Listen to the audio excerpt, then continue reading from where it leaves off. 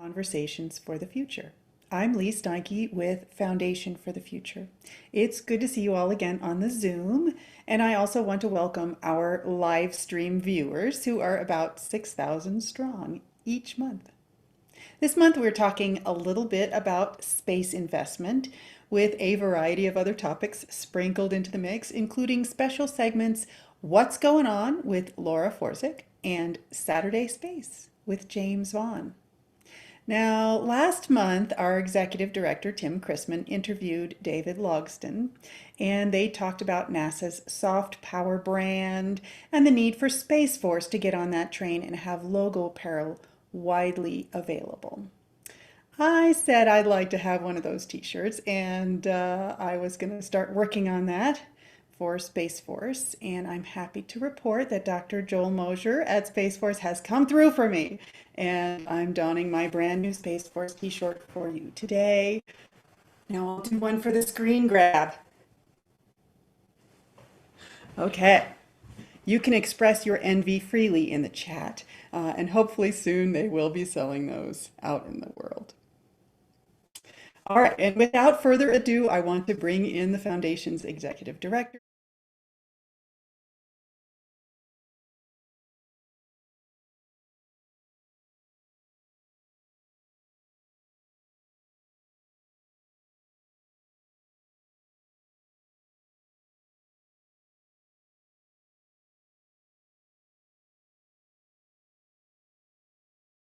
Speaks and writes articles about space infrastructure development and the expansion of our civilization to space. Tim's next challenge and mission is to make space accessible, survivable, and ultimately routine enough to be boring. Tim, take it away. Sounds good. Thanks, Lee. And yeah, that's a fantastic shirt. I now need to give Joel a hard time. I mean, and that's the problem. Once you give one away, now you're stuck. I know. Yeah, man, that's cool. Well, yeah, welcome to all of you in the room and beyond. It's exciting to be back another month into 2022 after what has seemed like a whirlwind 30 days. We're already, getting to the middle to the end of February, and while the weather is certainly reinforcing the time of year, definitely doesn't seem this late. I wanted to take some time today. Normally during this time block, I sort of introduce Foundation, whatever one of our new initiatives are at the time, but wanted to take some time to talk about what's happening, whether it's here in DC, out in the rest of the US with our workforce development, and then what's coming next. So I figured that that might be a nice change of pace for those of you who are here a lot and may normally use my presentation for a nap.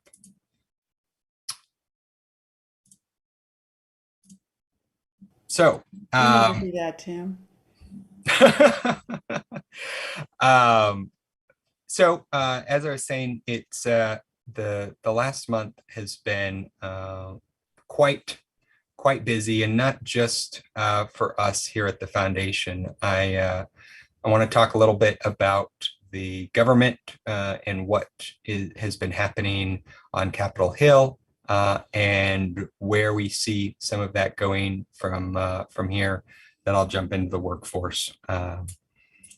So on the government affairs side, there's really about three numbers that matter when we're talking about the way and the way to look at what's happening in DC, and a lens through which to look at what's coming. Those numbers start with the number one. I feel like I'm the count on Sesame Street. So we have 1 day left of government funding under the current continuing resolution.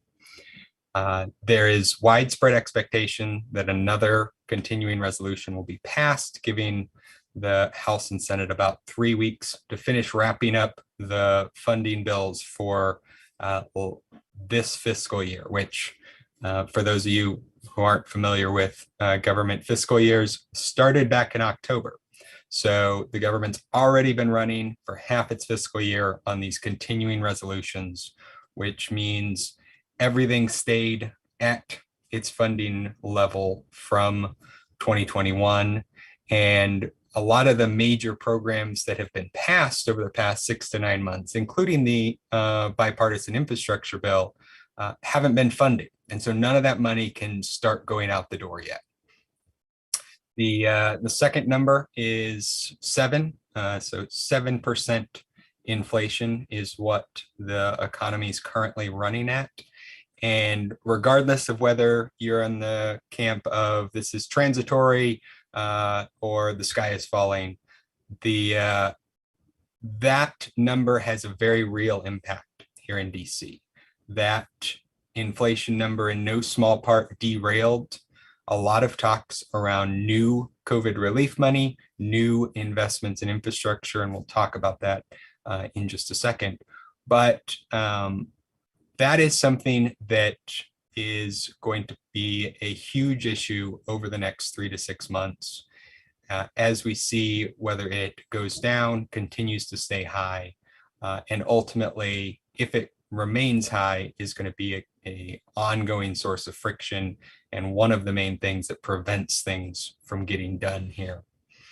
And the final number is 30. That is the number of House Democrats who have said they're going to retire before the 2022 election. Typically, every election cycle, there are a handful of members retire for various reasons, whether it's they think they can't win or they want to move on to something else. But this year, it's an unusually high number of Democrats and an unusual grouping of senior Democrats. On the Republican side, it's been 15 members who have said they're going to not run again. Most of those are junior to mid in terms of seniority. On the Democrat side, easily half of their 30 are senior subcommittee or committee chair people, and most specifically of interest to those of us in the space community. Representative DeFazio, who has led the House Transportation Committee, is retiring. He has been a long-standing skeptic of space as a transportation modality, as a viable sector. And so it'll be interesting to see as he is replaced next year, regardless of which party takes the election, how that shifts the thinking in that committee. So those are the 3 numbers. As you can see, some of those were addressed here on the slide, but I want to dig in a little bit more on the infrastructure bill and then the election. So as I mentioned, the inflation numbers have been persistently high and have been a big reason why Senator Manchin and Senator Sinema have both come out in opposition to the president's reconciliation bill, the Build Back Better bill that you may have heard in other words. And they have more or less said that it is dead. They're not going to revive it. And so while there is a small chance that the president and the Democrats may be able to negotiate a smaller version of it that brings back maybe the child tax credit or some form of investment in human infrastructure, it's highly unlikely that anything in that bill is going to be expansive enough to include investments in the space sector. We're still waiting for the NASA authorization bill to pass. It looks like it's not likely to pass again this year. And so space really has remained something that is an afterthought in this Congress as they continue to fight over the fallout from January 6th. It's been over 400 days since that occurred. And again, regardless of which side of the aisle you're on, that has shifted how Congress works with itself in a very fundamental way. Before, a lot of the rhetoric and a lot of the attacks were public, but didn't convert to actual private animosity. That has shifted to the point where there is a growing sense on Capitol Hill that each party is out to get the other in a very personal and visceral way. And that has significantly eroded the trust that both sides need in order to work bipartisan legislation. That's not to say there is no one on the Hill that can work together, but it has been a noticeable tone shift. And that's not just us that is hearing that. In our interactions on the Hill, I was at the Commercial Spaceflight Federation members meeting yesterday. Their lobbyist from KL Gates, Paul Stilmers, mentioned the very same thing and gave an anecdote about how one senior member of Congress was talking about how their view was that there was no point ever working with anyone who ostracized Republicans this last year, essentially saying, if you didn't stand with us during this dark time, don't ever come back to us again to ask for anything. And so that is a ill omen, if you will, for future cooperation over the next year, at least through the election, if not beyond. And so getting to the election, the failure of the bipartisan infrastructure, or the failure of the partisan infrastructure bill, that Build Back Better bill, really marked the end, or what we assess to be the end of any serious legislation coming out of DC until the election. There will continue to be bills that are passed in both the House and Senate. Some of them may be actually passed together and passed into law, but a lot of them are going to end up being messaging bills that allow members of Congress to go on the record and say they are for something, they voted for something. And there will probably be a handful of bills that pass, not necessarily related to space. But the election is going to start eating up more and more of Congress's time and attention. And already they have less than 100 days of work. I believe it's actually under 70 days of work now between now and the election. So it's not a lot of time. They have to get funding bills from last year finished, finish funding bills for this current year. And so we expect it to be a pretty stagnant environment for any legislation, at least through the election. So a relatively dour picture I just painted about the current situation in Congress and here in DC in general. And so what we're trying to do, recognizing the fact that this is the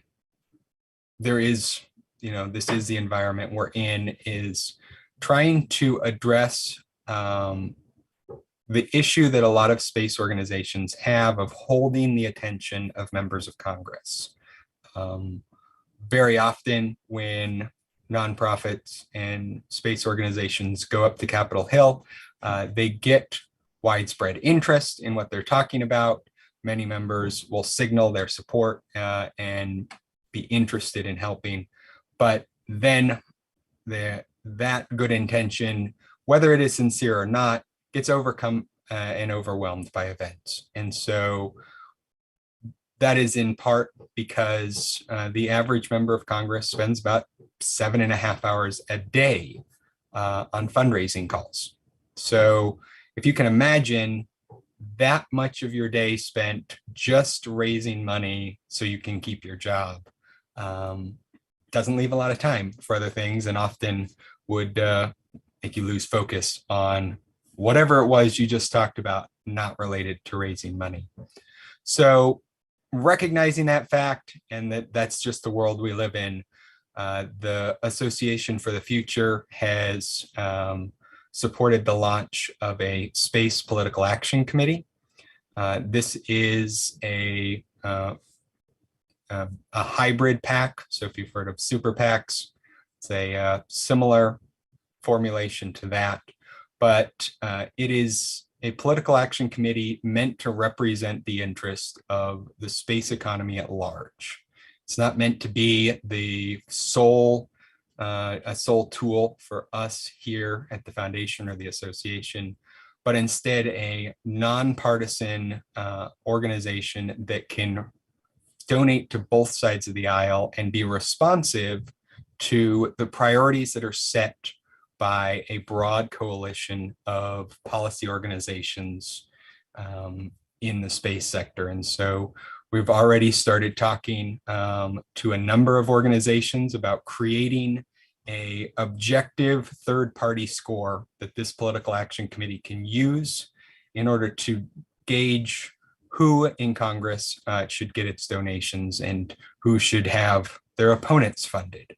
And so ultimately, this will end up looking like something like how the NRA or Emily's List create scores that gauge almost like a report card what grade politicians get in terms of their support for or against bills that favor them. And so that I think is an exciting new tool that the space sector at large now has to get politicians in a room and actually listen in order to combine those two things that Congress people do, raising money and making policy. One of the first things this political action committee is going to do is a series of fundraising dinners with members of Congress. And the idea behind this is this will give not only the PAC the ability to raise its profile with members of Congress here by hosting these events where they can raise money, but it also lets the PAC bring in voices from across industry. So these dinners will be small, 10 to 15 people who pay between $1,000 and $2,500 to come attend the dinner, talk with the member of Congress about what's going on, whether it's with their company, with issues they care about, and spend a couple hours in that personal engagement with a member of Congress so they can that way, it benefits the member on the policy side as well, so they can get a better understanding of what the rest of us are thinking and not just what their staff is feeding them. And so over the next few weeks, we'll be announcing which members of Congress are going to be participating in this dinner series, and hope to have 1 to 2 of these a month over at least the next 6 to 9 months through the election, and then hopefully beyond that. So we can continue to engage these members who are friendly to the space sector, but maybe not one of the traditional ones, not one of the ones that sits on the science and tech committees, but that sit on, maybe it's transportation, maybe it's labor, and that are interested in space and want to know more about how they can help. The final thing that we're working on over the next 30 to 60 days is starting to engage more with the House Financial Services Committee. This is a committee that governs a lot of the regulations for the finance community.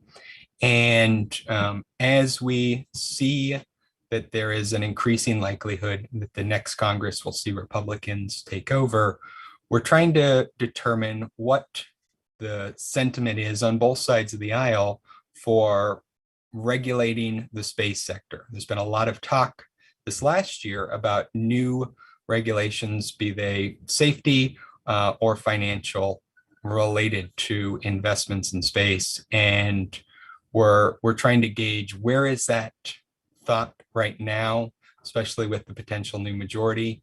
And how can we start shaping that to ensure that these early conversations members and their staff are having are ones that are favorable to us in the industry? Turning to workforce, the Good Jobs Challenge is something that I know I've talked about quite a bit, both here at Conversations and in my weekly newsletter. But the quick summary of what it is it's a national grant program trying to help disadvantaged communities rebuild their workforces around the country. It's a national program, about 500 million in total funding. We applied and put together a proposal for about $23 million to create a national workforce development team that would, in essence, create a franchisable model for space workforce development. We would pair this with our Space Ready certification program, where this grant would pay for trainers to come in and create the framework for a space curriculum at community and technical colleges, adapting what already exists, tweaking where it needs to. We come in behind, certify the school as being space ready, and in exchange for these initial schools being funded through the grant for this training program, they have to agree to train other schools instructors. And so in essence, we create this self-reinforcing loop where I call it a Ponzi scheme for good, where the first school has to commit to training a certain number of instructors from other schools before they start training students, and the same on down the line. So that way we're able to spread this franchise out with little to no upfront cost to these community and technical colleges.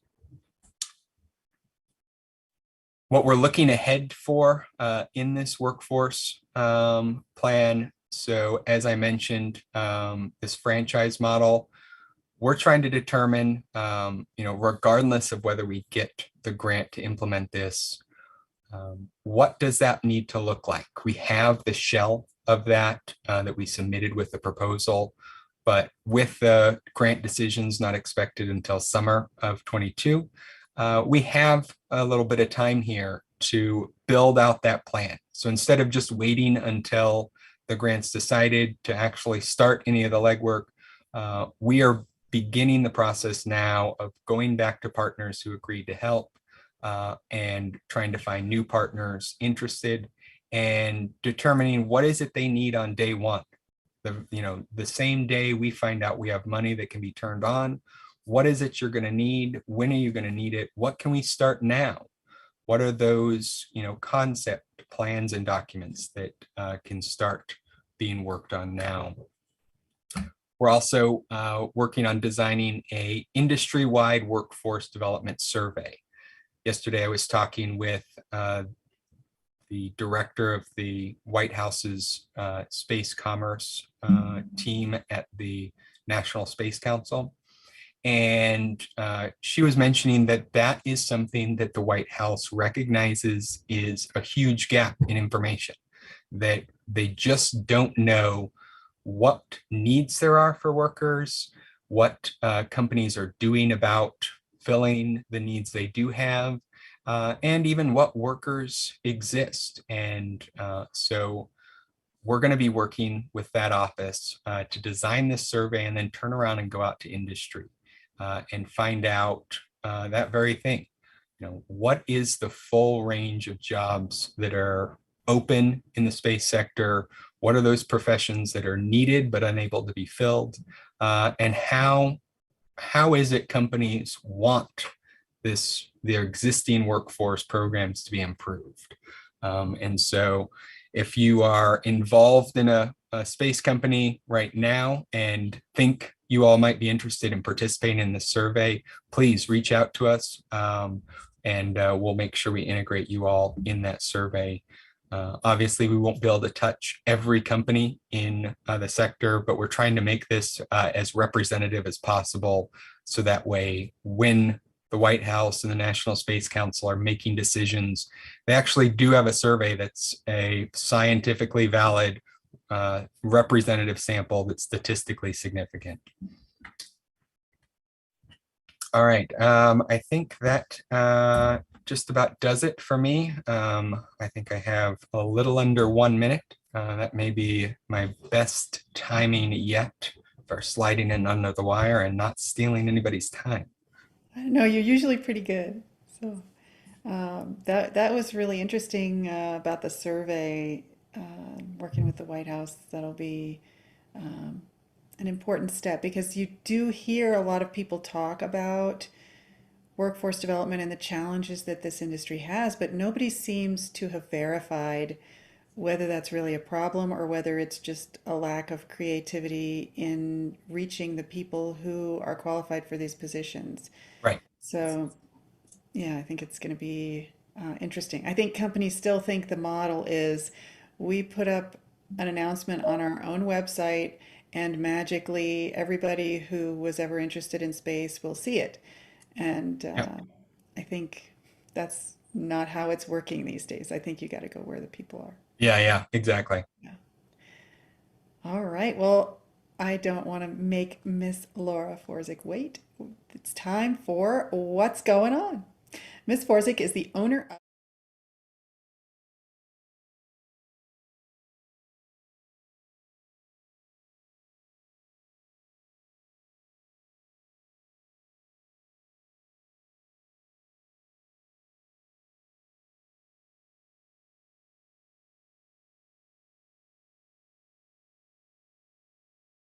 for the Beyond Earth Institute.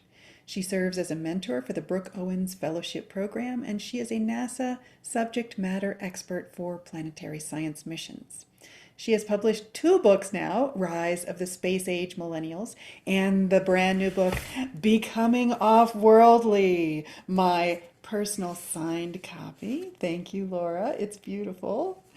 And fill us in on what's going on. Thank you so much, Lee, and enjoy the book. And it's been 1 month since I published, so if all of you haven't gotten it yet, please reach out to me or go to the website or get it on Amazon. So the topic for this month's Conversations for the Future is space investment. So money, money, money, right? That was a fun topic last year, let me tell you. So last year, you might have noticed a lot of money coming into the space sector. According to Space Capital, space infrastructure companies, so there's different ways to define space companies, right? But they define space infrastructure companies as receiving a record number of investments, $14.5 billion of private investments in 2021, more than a 50% increase from 2020, which was $9.8 billion. So that's just one space investor's tally. You might find different numbers out there, but that's still impressive. And I think everyone would agree that last year was record breaking. You might have noticed SPACs. So SPACs were especially popular early last year. They got less popular as the year went on and more regulations started popping up, but they're still pretty popular. So you're still going to see special purpose acquisition companies doing those quick mergers to have space companies go public. That's going to continue in 2022. I think most people agree. And I think a lot of people are going to agree that 2022 is going to be just as successful as 2021.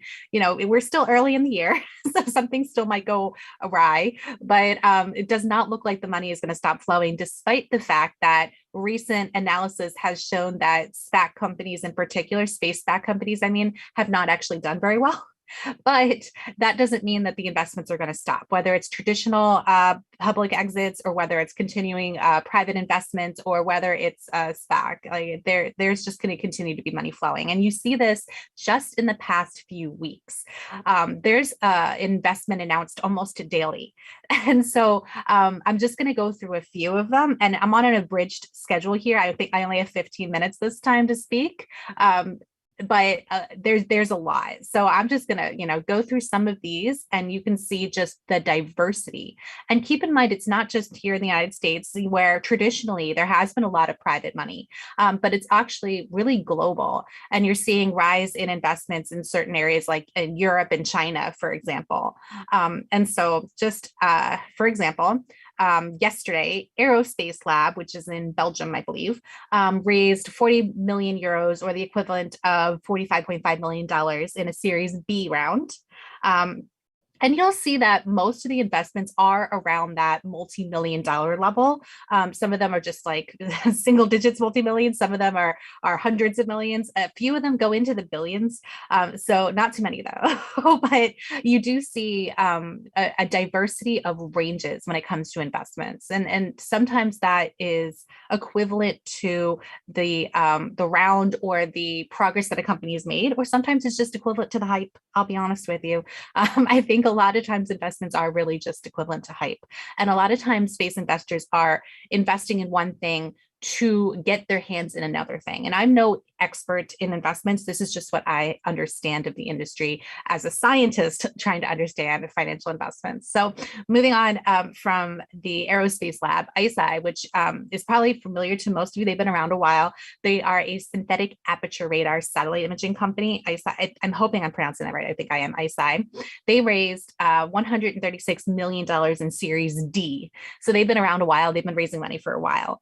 eSpace, which is doing a space cloud server. That's actually becoming quite popular these days. They raised $50 million in seed funding.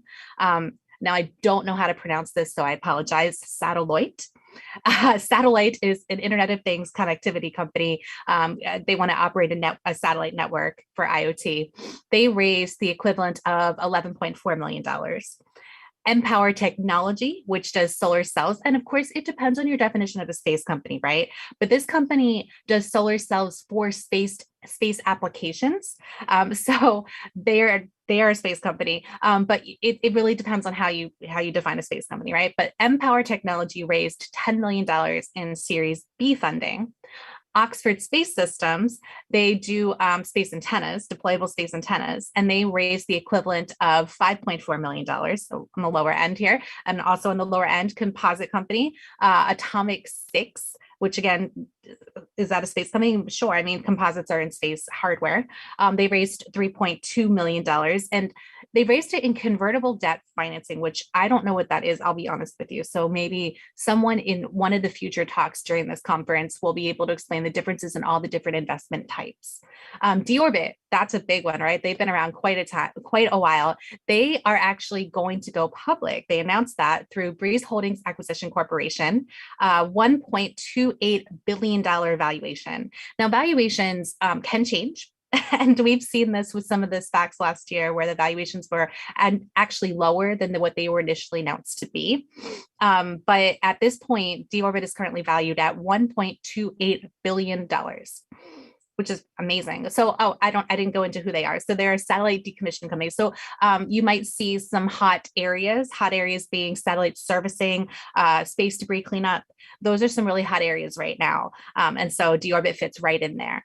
Orion Space, which is a Chinese company, they raised the equivalent of $47 million in Series A funding. And we're seeing a lot of Chinese private companies get investments these days. And when you say private companies and Chinese companies, there's a little asterisk, because it really depends on how you define a private commercial company in China. But a lot of times they are trying to become more commercial in the sense that we as Americans understand it, at least. And so you're seeing a lot more private investment into Chinese space companies. So Orion Space, they do space transportation, and they raised the equivalent of $47 million. Arc Edge Space, which does microsatellites. It's a Japanese company, I believe, and they raised the equivalent of $14.55 million in Series A. Epsilon 3, they do software for space missions, and they raised the equivalent of $2.8 million in seed funding. And Small Spark, which does launch technology, raised the equivalent of about $1.5 million. And you can see the diversity of investors that are investing in these things. some of the big names that have been around a while that are specific space investors are Space Angels, which is related to space capital, Seraphim, and Space Ventures, which is sort of crowdfunding platform for space investments.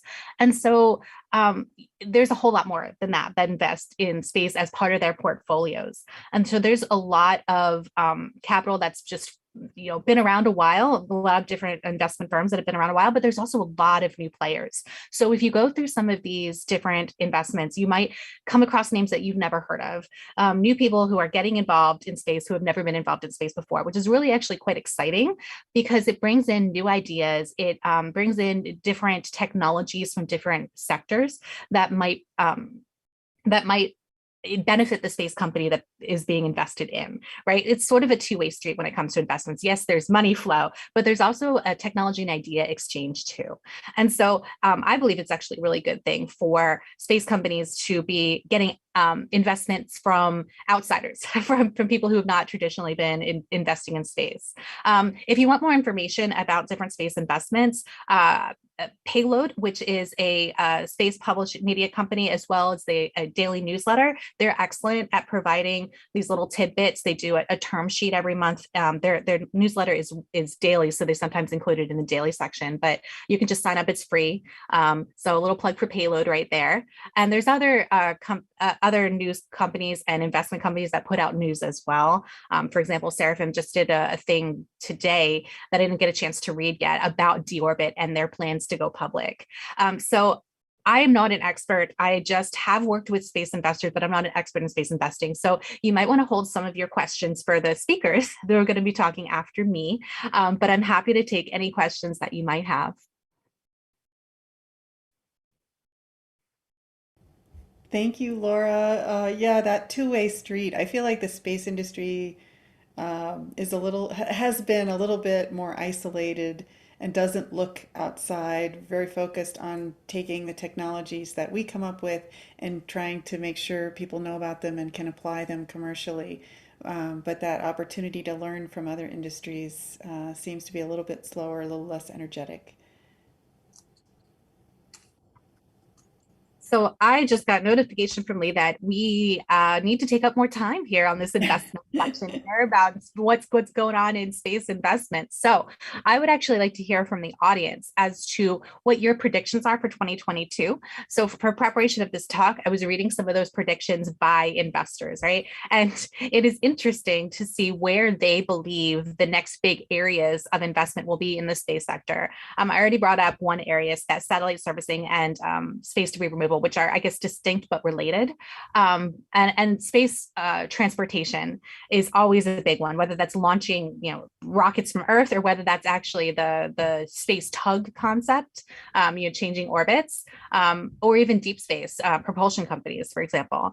So I think that's another area that might be very interesting. And of course, data. I mean, like whether it's a constellation for internet or whether it is some other means of IoT. There's just so many different demands for data that space can provide or space hardware can provide. So I'm curious to know from our audience where you think the big investments are going to be in 2022.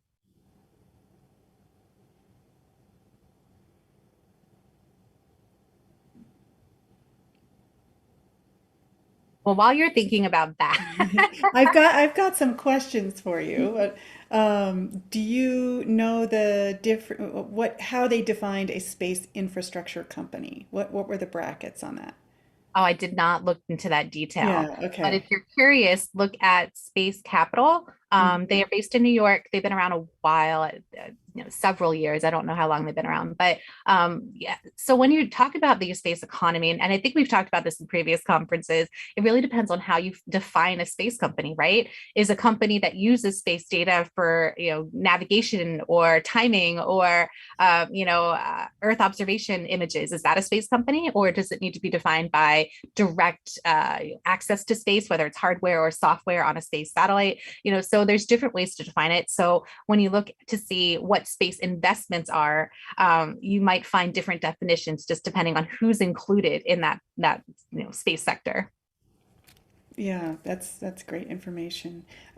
We do have a question from Michael Bruno and Stan. I'm not sure if you're looking to ask a question. Are you looking to speak? Sure. I Yeah, had a quick go question or ahead. comment for everyone, Laura and everyone. Good morning. Good morning. Yeah, so my question is, the space um, economy, you often see these $400 billion numbers, 350, $400 billion numbers. Anyone who's looked at that knows that that includes an awful lot of things that probably most people wouldn't consider space, and that have some double counting inherent in the way they put those things together. And my question is pretty simple. Does anyone think that investors are just jumping into the space industry based on these big numbers, or are they sophisticated enough to look at, say, these satellite manufacturing or the launch business or some particular segment of the market that's relevant to their investment? Or do you think, like, particularly retail investors are just running in after the hype of these big numbers that are projected to be trillions of dollars without understanding them? I'm just curious whether people actually make business decisions based on these sort of slightly overhyped numbers. Yeah, I don't think you can categorize all space investors as one big thing, right? Of But course, yeah. in general, I do think in general, people are taken by hype. And I think Okay. that, it's not just investors that are taken by hype. I think a lot of people are taken by hype in the space sector and outside. And it's just, there's a lot of reasons for that. People want to be involved in the next big thing, and they're seeing space as the next big thing. And whether they trust the numbers that, certain people put out, I don't know how much they trust them. I don't know how much they dig into them. Probably depends investor by investor, how much due diligence they're doing. But they're still going to be swept up in that hype, as we all are in some way or another. Every one of us on this call, right, is probably swept up in some excitement that we're like, yeah, maybe those numbers are a little bit exaggerated, but I still want in, right? Right. And that's what those investors, I think, are doing. They Okay. they they also count on the fact that some of these companies are going to fail, and that's why they have a portfolio, right? Right. So if one succeeds, well, then it makes it worth it. That's the impression that I get, at least. I personally am not a space investor. I don't have that kind of money, but that is the impression that I get, that they're putting their money around knowing that a lot of them are going to fail, but they are hoping that they're going to be latching on to the next big thing. And, in some cases, they have succeeded. And a lot of them also are jumping on the fact that SpaceX is hot, but SpaceX cannot, it's not publicly traded. They're raising money, sure, for accredited investors, but investors who want to invest in SpaceX cannot do so. So they find an equivalent in their minds of, oh, this is SpaceX like, or this one can grow like SpaceX or partner with, whatever it is. So I think a lot of times there's one company or one thing that's happening that an investor is excited about, and they want to do something similar to that. They want to latch onto something similar and be involved in that. Yeah, I think the good news there is that space is a growth industry. It's going to be huge. It's for all the reasons we all know, it's going to be significant for the economy, regardless of what the actual number is. So I think the impact of space is huge, and there's a different number that's how big the market is and the market by segment. I think those are different. The other thing, to Lee's question about where, or to your thoughts about what's coming in 2022, I just wonder what extent the so-called Starship Singularity, to what extent, if we get to $100 per kilogram, as Elon said in his update, does that, is there a new wave of investments coming along that take advantage of that? And that's where I haven't seen a lot yet. And I don't know whether that's because people haven't had the time to think about what business models make sense at that level, or whether it's because there's concern about the risk that Starship might not happen, and or it might happen to the degree. And I don't know what the risks are there from an FAA perspective, from a technology perspective. One thing that occurs to me, though, in terms of SpaceX's long-range viability, if for some reason Starlink doesn't work out, maybe because all the other companies get together and don't allow the proposal to go through, or the FCC puts a kibosh on or something. If SpaceX doesn't start generating the bulk of its revenue from Starlink, it just won't have the funds to do everything it wants to do. So I just don't know. But to me, it strikes me that I want to see more business models related to that lower cost to orbit that would be an order of magnitude or better than where it is today. Yeah, I have a couple of comments on that. I think that some of the Starship Singularity is already built in, and that's some of the Okay. hype. I mean, we've been talking about that for a while, and those number, that $100 number, has been out there in some form or other for probably the past year. And I think a lot of people see that as a game changer, just as they've demonstrated that that was a game changer in the last downshift in the cost of launch. So I think there's a projection there and that people are baking those into their numbers. Another point is 2015 is when really things started ramping up in space investment, private money, space investment, right? And now we're in 2022, which is the 7 years. That's usually the long end of what somebody would be looking for an exit. And those are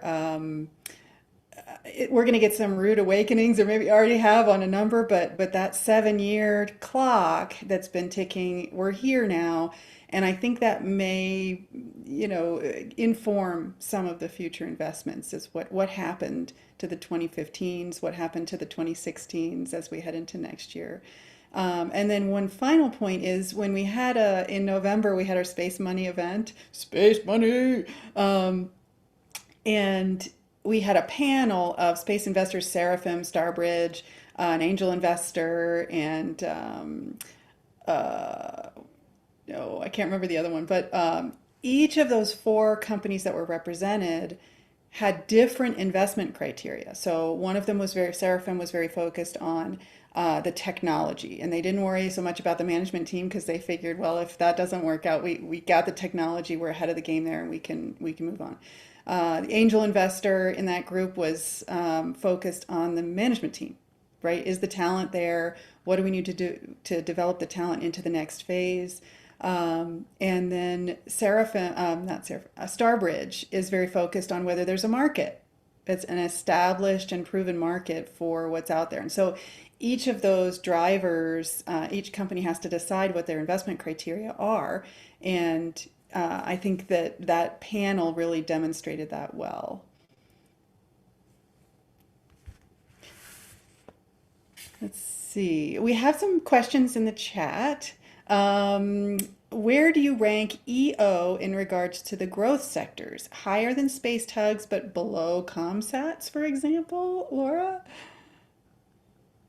It's hard to know. So Earth observation has been, an application of satellites for so many decades, right? So is Yeah. communication, but now we're seeing communications change from, GEO to LEO, for example, and it's becoming sort of a hot area. There's almost a competition going on with communication satellites right now, it seems. Um, and space tugs is one of those unproven technologies that is just starting to get demonstrations, and so I think we're going to see more growth there as that concept is demonstrated, as the business concept is demonstrated. The technology also needs to be demonstrated too, so we're starting to see that happen.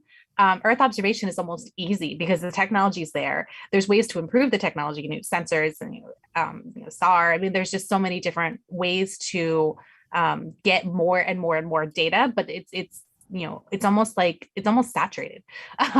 And what's the hot area now is not necessarily getting the data, it's processing the data. How do you go through with different algorithms and different ways of processing data? How do you go through that and get something intelligent out that you can send to a user, and a user can easily parse through it rather than just having raw data, right? And I see our next speakers here. So I'll just wrap up in saying I don't know the answer to your question as to where that ranks, but it'll be interesting to see how the technology plays out with some of the newer technologies compared to some of the older technologies that are being used in new ways. Thank you so much, Laura. And I hope the sales of your new book, Becoming Off-Worldly, continue to grow. And certainly everybody here should be on Amazon or on the Astrolytical website to find Laura's book. Thank you, Lee. Appreciate it. All right. Our next speaker is Rod Pyle. He's an author, journalist, television producer, historian.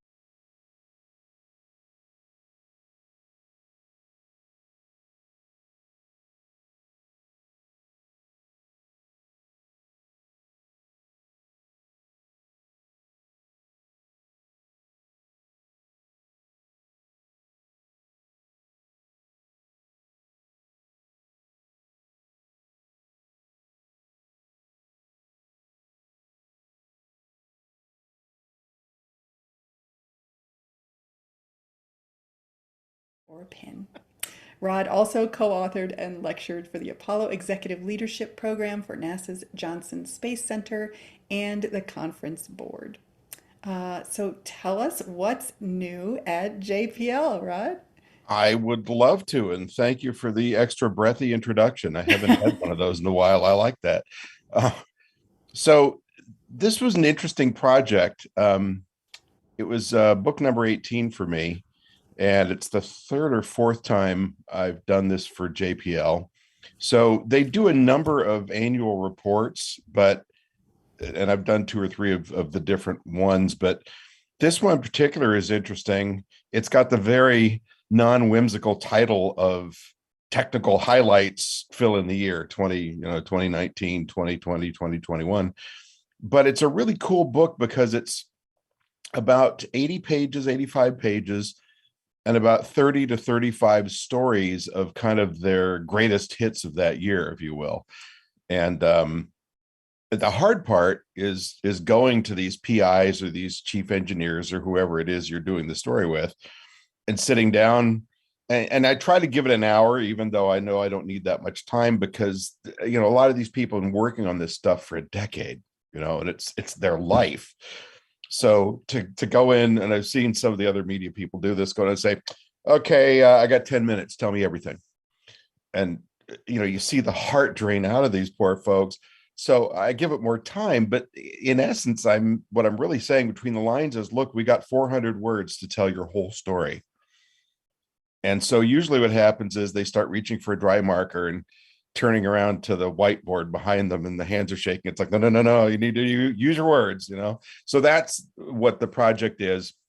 It's short stories of some of the coolest things they're doing with a lot of pictures. So it's a graphics book, and the audience in broad terms is the general lay public, but the book is specifically printed and distributed to NASA headquarters, where the money pipeline flows from, and Congress and the executive branch, to say, we're still here, we're still doing cool stuff, keep sending the cash. So if I may screen share, I will go to, okay, my picture just changed dramatically. Can you see? We see your slides, but they are JPL they're not in presentation mode right. yet. So let's change that. There we go. Should be There in you presentation go. mode now. Looks great. Very good. All right. So this is the sign outside of Jet Propulsion Laboratory in the lovely mountains of Southern California above Pasadena. It's always lists its address in Pasadena, although it's just kind of barely, it's actually in Flint Ridge, but we like to say it's in Pasadena because it's run by Caltech, as you can see just below the JPL sign there. This is my book commercial. That was 7 of the 18. I also the editor-in-chief of Ad Astra magazine. And if you have a chance, if you're not a National Space Society member, we're now selling these in 1,100 bookstores across the US and Canada. This latest issue is really fun for two reasons. I got to talk about the Chinese space program, which is something that interests me quite a bit. And I got to hire my cover illustrator to do this really cool cover, which I later found out wasn't completely original. I guess Time Magazine did something like this, but what I loved about it was who's first, right? So yeah, us are the Chinese. All right, so these are previous issues of this book. We always try to go for a strong graphic cover. And just a little bit about JPL. It's the only NASA field center that isn't actually managed by NASA. It's managed by Caltech. So it's founded in the 1930s. Founded, I use with quotes because it was a bunch of Caltech grad students firing rocket engines. They started on campus after one particularly unfortunate loud kabang. The Caltech campus said, you really shouldn't be doing that here. Go find somewhere rural to do it. So rural in Pasadena back in the 30s meant the Arroyo Seco, which is a big dry gulch just west of town. And it's still kind of a big dry gulch, actually. So they started firing off engines over there, and that's partially how Jet Propulsion Laboratory ended up being up at the top of the Arroyo Seco and nestled in the foothill of the mountains. By the 40s, they had a deal with the U.S. Army. They were making jet-assisted takeoff engines, which is where the jet and JPL comes from. And in the late 1950s, the United States was working on the Vanguard program to get our first artificial planet in space, which is what we used to call satellites. Unfortunately, the Soviet Union surprised everybody by orbiting Sputnik, and Vanguard exploded 3 weeks later on the pad. It was a civilian / US Navy program. So the government came to Jet Propulsion Laboratory and said, hey, how fast can you guys get a satellite built and flown? And they said, I don't know, 3 months. Great, done. So they managed to get our first satellite up, Explorer, in 1958, early 1958. Then in the 60s, the whole planetary robotic exploration impulse really took flight. Some of you, very few of you actually, but people my age are old enough to remember the Ranger program, just barely, which was a series of probes flown to the moon. And the way to get close-up pictures of the moon was to fly into the moon. So you literally flew straight up and impacted the moon, and you got these great pictures of anything bigger than a dinner plate if you got close enough. But it took, of the, I think it was, I don't know, 9 or 11 Ranger flights, it took the first half of them to get past the failures, and then finally they're able to pull it off. And from there on, there was no stopping JPL. They started the Surveyor missions to the moon, the Mariner missions to Mars and Venus, and finally the outer solar system in the 70s and 80s. And it's about 6,000 to 9,000 employees. So if you work at JPL and you run into somebody in Southern California, they say, oh, do you know so-and-so? It's, you know, it's like any other largest. It's like asking somebody who's going to Boston University, oh, did you ever meet Jeff? You know, there's a lot of people at JPL. So generally the answer is no, unless they're particularly well known. But for instance, if you ask anybody who works at JPL, hey, do you know Rod Pyle? They'll say, who the hell is that? So here's a picture in the upper left of the campus. I just want to jump in and so this rocket body that's about to smash into the moon, by no means the first of anything smashing into the moon, right? No, we've smashed lots of things in the moon. The Soviet Union crashed Luna. It's either Luna 1 or Luna 2. What was particularly cute about that was they had made this, I think it was a beryllium ball.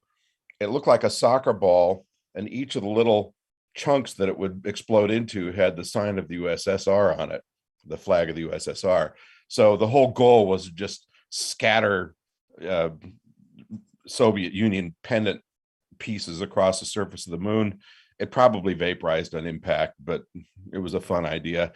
So lots of things. Rocket stages smashed in the moon. We had the deliberate impactor from the, I think it was the L-Cross mission down near the lunar South Pole, because we want to see if there was water there. So if you make a big enough kabang, you know, you can analyze the spectra of what comes up. And in fact, in the early 60s, there were actually plans in both Russia and the US to detonate nuclear warheads on the moon. Why, you might ask? Well, the scientific impulse was, we can study the spectra of the explosion to get some idea of better idea of the composition of the moon. That's possible, but mainly And we get to make a big boom. Yeah, mainly it was, look at us. We tower over you Americans, you know, and we were thinking the same thing. Fortunately, nobody did it. So yeah, the moon's been relatively unmolested in a major sense, but lots of smaller bodies have crashed there. On the right, you see the face of JPL from the early 70s. That has changed now. It's was one of the earlier NASA facilities to diversify after the Marshall Space Flight Center in the 1960s, which actually that was the impulse of Werner von Braun, who sort of pushed that program. Interesting man in so many ways. So let's jump into the meat of this here. Why isn't that working? There we go. Just one thing about the kind of people that work at JPL. This is from 1965. In the upper left, you see Mariner 4, first flyby of Mars by a spacecraft, took 22 grainy, low resolution pictures, about 200 pixels by 200 pixels, you see there in the lower left. And those images came back digitally. So it was a TV camera that was converted into binary and sent back to Earth. Took about 7 hours to get each image. So you can see how our bandwidth has improved over the years. Well, the JPL people were impatient and they didn't want to wait for those black and white photo prints to come out of the lab dripping wet. So they took the printouts of the binary that came back from that image to the left there, or one like it, and cut those strips of paper out of the printer cut that paper coming out of the printer into little strips and taped it up on the wall, ran down to the local art store and got some colored chalk and made this lovely drawing that you see this guy working on to the right here. This still hangs at JPL today. It's kind of one of those, little moments of miniature worship when you walk into I think it's in building 180, which is the main office building. It's very cool to see it, but it just shows the kind of people that work there. It's like, look, I can't wait around. An interesting minor tangent here. When the guys went down to the art store to pick up chalk, they told them what they needed, and they said, well, we either have blue and green or orange and yellow and brown, so take your pick. So had it gone otherwise, you might have had a first image of Mars being blue-green, but thank goodness that didn't happen. So this is the book this year, 2021 technology highlights. And those aren't cells to the left. Those are little ice crystals. This is a simulated picture, not a real one. We always try to use something kind of abstract for the cover because it draws in the interest of the reader, especially, we hope, Congress people, he said with his hands cupped over his mouth. And this is a picture of a sample being taken out at Europa. So we're soon going to have Europa Clipper, which is an orbiter. The whole idea is to sample some of the plumes that are coming up out of the surface, the cracks in the surface that we think are warm water that turns cold once it exits the planet's crust, and see if there are any organic compounds in there or other things of interest. So that little splotch in the left there that I just put an arrow on, we hope is a biomolecule. And the idea is if you scoop up a sample from orbit and analyze it, you can find a biomolecule, which sounds pretty cool. I mean, that's a very smart way to go about it. You don't have to land on the moon and drill through the surface or melt through the surface or scrape things up. You just fly by and grab something. But of course, because this is space exploration, it's not that easy. And I apologize for this one. I only had one image, which is the one out of the book. Whoa, where did that come from? Hold on a second. My spreadsheet opened for some reason. So each of these I'll start with a need. So what was the need here? Well, we wanted to gather samples from the plumes of Enceladus or Europa. So you've got ice particles spewing from cracks in the surface, and it sounds easy. You just want to fly through them with a scoop and pick them up. How do you do that? Well, you're scooping at orbital velocity, but what is that velocity? It turns out that velocity is critical. So JPL has been working on software to try and figure out what the proper speed is. So you've got biomolecules, you hope, present in these inside the ice crystals. And that's a little computer simulation up there on the left of what happens when you grab an ice crystal and you've got amino acids in it. And the crystals are being drawn into the scoop or hitting the scoop at hypervelocities and literally vaporize in a femtosecond. Now, if it's done at the exact right speed, if there's any biomolecules in there, they ionize and then you can see them. But if you're going too fast, the crystals fragment and destroy that process. If you're going too slow, the biomolecules may fail to ionize. So this is the kind of thing that specific departments at a place like JPL agonize over. So what's the sweet spot here? Well, I'm not going to show you the calculation because we've only got a short period of time together, but it turns out, just in case anybody asks you at your next party, it's 1.8 to 3.7 miles per second, which is good to know, because otherwise, if you go up there and you don't do things properly, you're definitely not going to get an indication. And by the way, if anybody remembers the Viking project to Mars, those were two orbiters and landers from the 1970s that arrived and landed in 1976. That's kind of an example of a good idea that didn't quite work out. So the Viking landers carried a life science package. It was as clever as could be for the time, but those life science detection experiments were based on life as we understood it at the time on Earth, which is basically, hey, let's scoop up some dirt, we'll inject some nutrients and some water in it and watch what happens. And in 3 out of 4, very little happened. In the fourth one, there was a reaction, but apparently it was chemistry, not life. So the more you can figure out how to do these things properly before you leave Earth, obviously the better. So this is sort of the state of the art of what we hope would be life science at Enceladus and Europa. Next story, to boldly rove. So we all know about the rovers on Mars, the Mars exploration rovers, Curiosity and Perseverance. These are the flagship missions. They're big, they're billions of dollars, they do great things, but they're very slow, and you have to be really careful with them because they're expensive. And ever since the end of the MER missions, where we had Spirit and Opportunity on Mars, we now only have one at a time. And you don't want to risk them, right? So the idea behind these mini rovers is to use them as add-ons to the large rover. So here's a picture of one trying to work its way over a fairly small rock. These are lightweight on Earth. They're really lightweight on Mars, which is only a little over 30% of Earth gravity. So they can scamper around pretty effectively. So the idea is to have a bunch of these loaded up in the back of a rover. If anybody's ever seen a World War II movie, it's almost like the way depth charges eject off the back of a destroyer, right? So Perseverance goes somewhere interesting. It sees a crevice or a cave or a rock overhang or something, ejects one of these things out of the back. It unfolds once it hits the ground and skitters off. They've got a fairly simple instrument package because they're small, but if you got cameras and a spectroscope and a few other things, probably no sampler, that's pretty good. Because if you get down a cave and you see a little six-legged green thoat down there waving at you, then you just made a really worthwhile discovery and it didn't cost you much. So one of these is called Puffer, and it was developed originally by a grad student at UC Berkeley. And here's some of his early work. That thing that looks like a Terminator or a Transformer, excuse me, in the second photo down on the left is actually a folding fabric circuit board. So you have the wheels on these folds on the sides of the circuit board. So the thing could store flat, and then once it hits the ground, it actually unfolds and drives around, a little tail hanging down the back. And there's an early prototype there on the right. These are between hundreds of thousands and maybe $1 million each to build, which still sounds like a lot.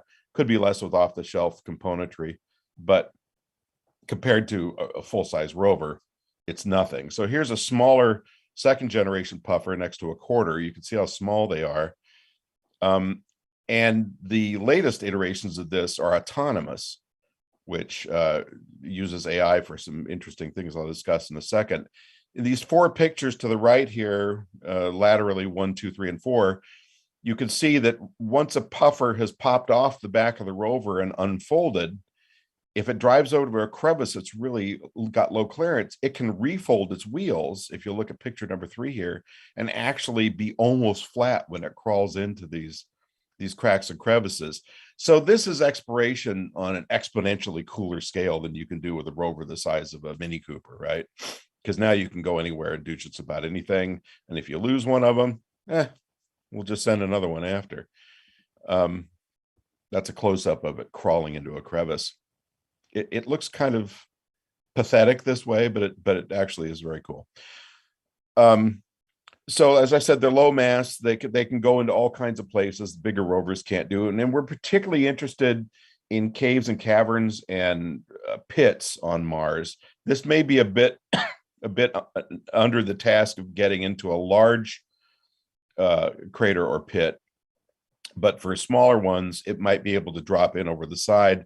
But the point is, when you get into these covered areas, they're protected from radiation and they moderate thermal extremes. So there's a chance, especially in the volcanic regions, if there's some geothermal heat coming out of Mars, which it appears there is from the latest work that InSight has been doing, there's a chance that there's going to be microbial life down there living with water vapor, a source of water vapor.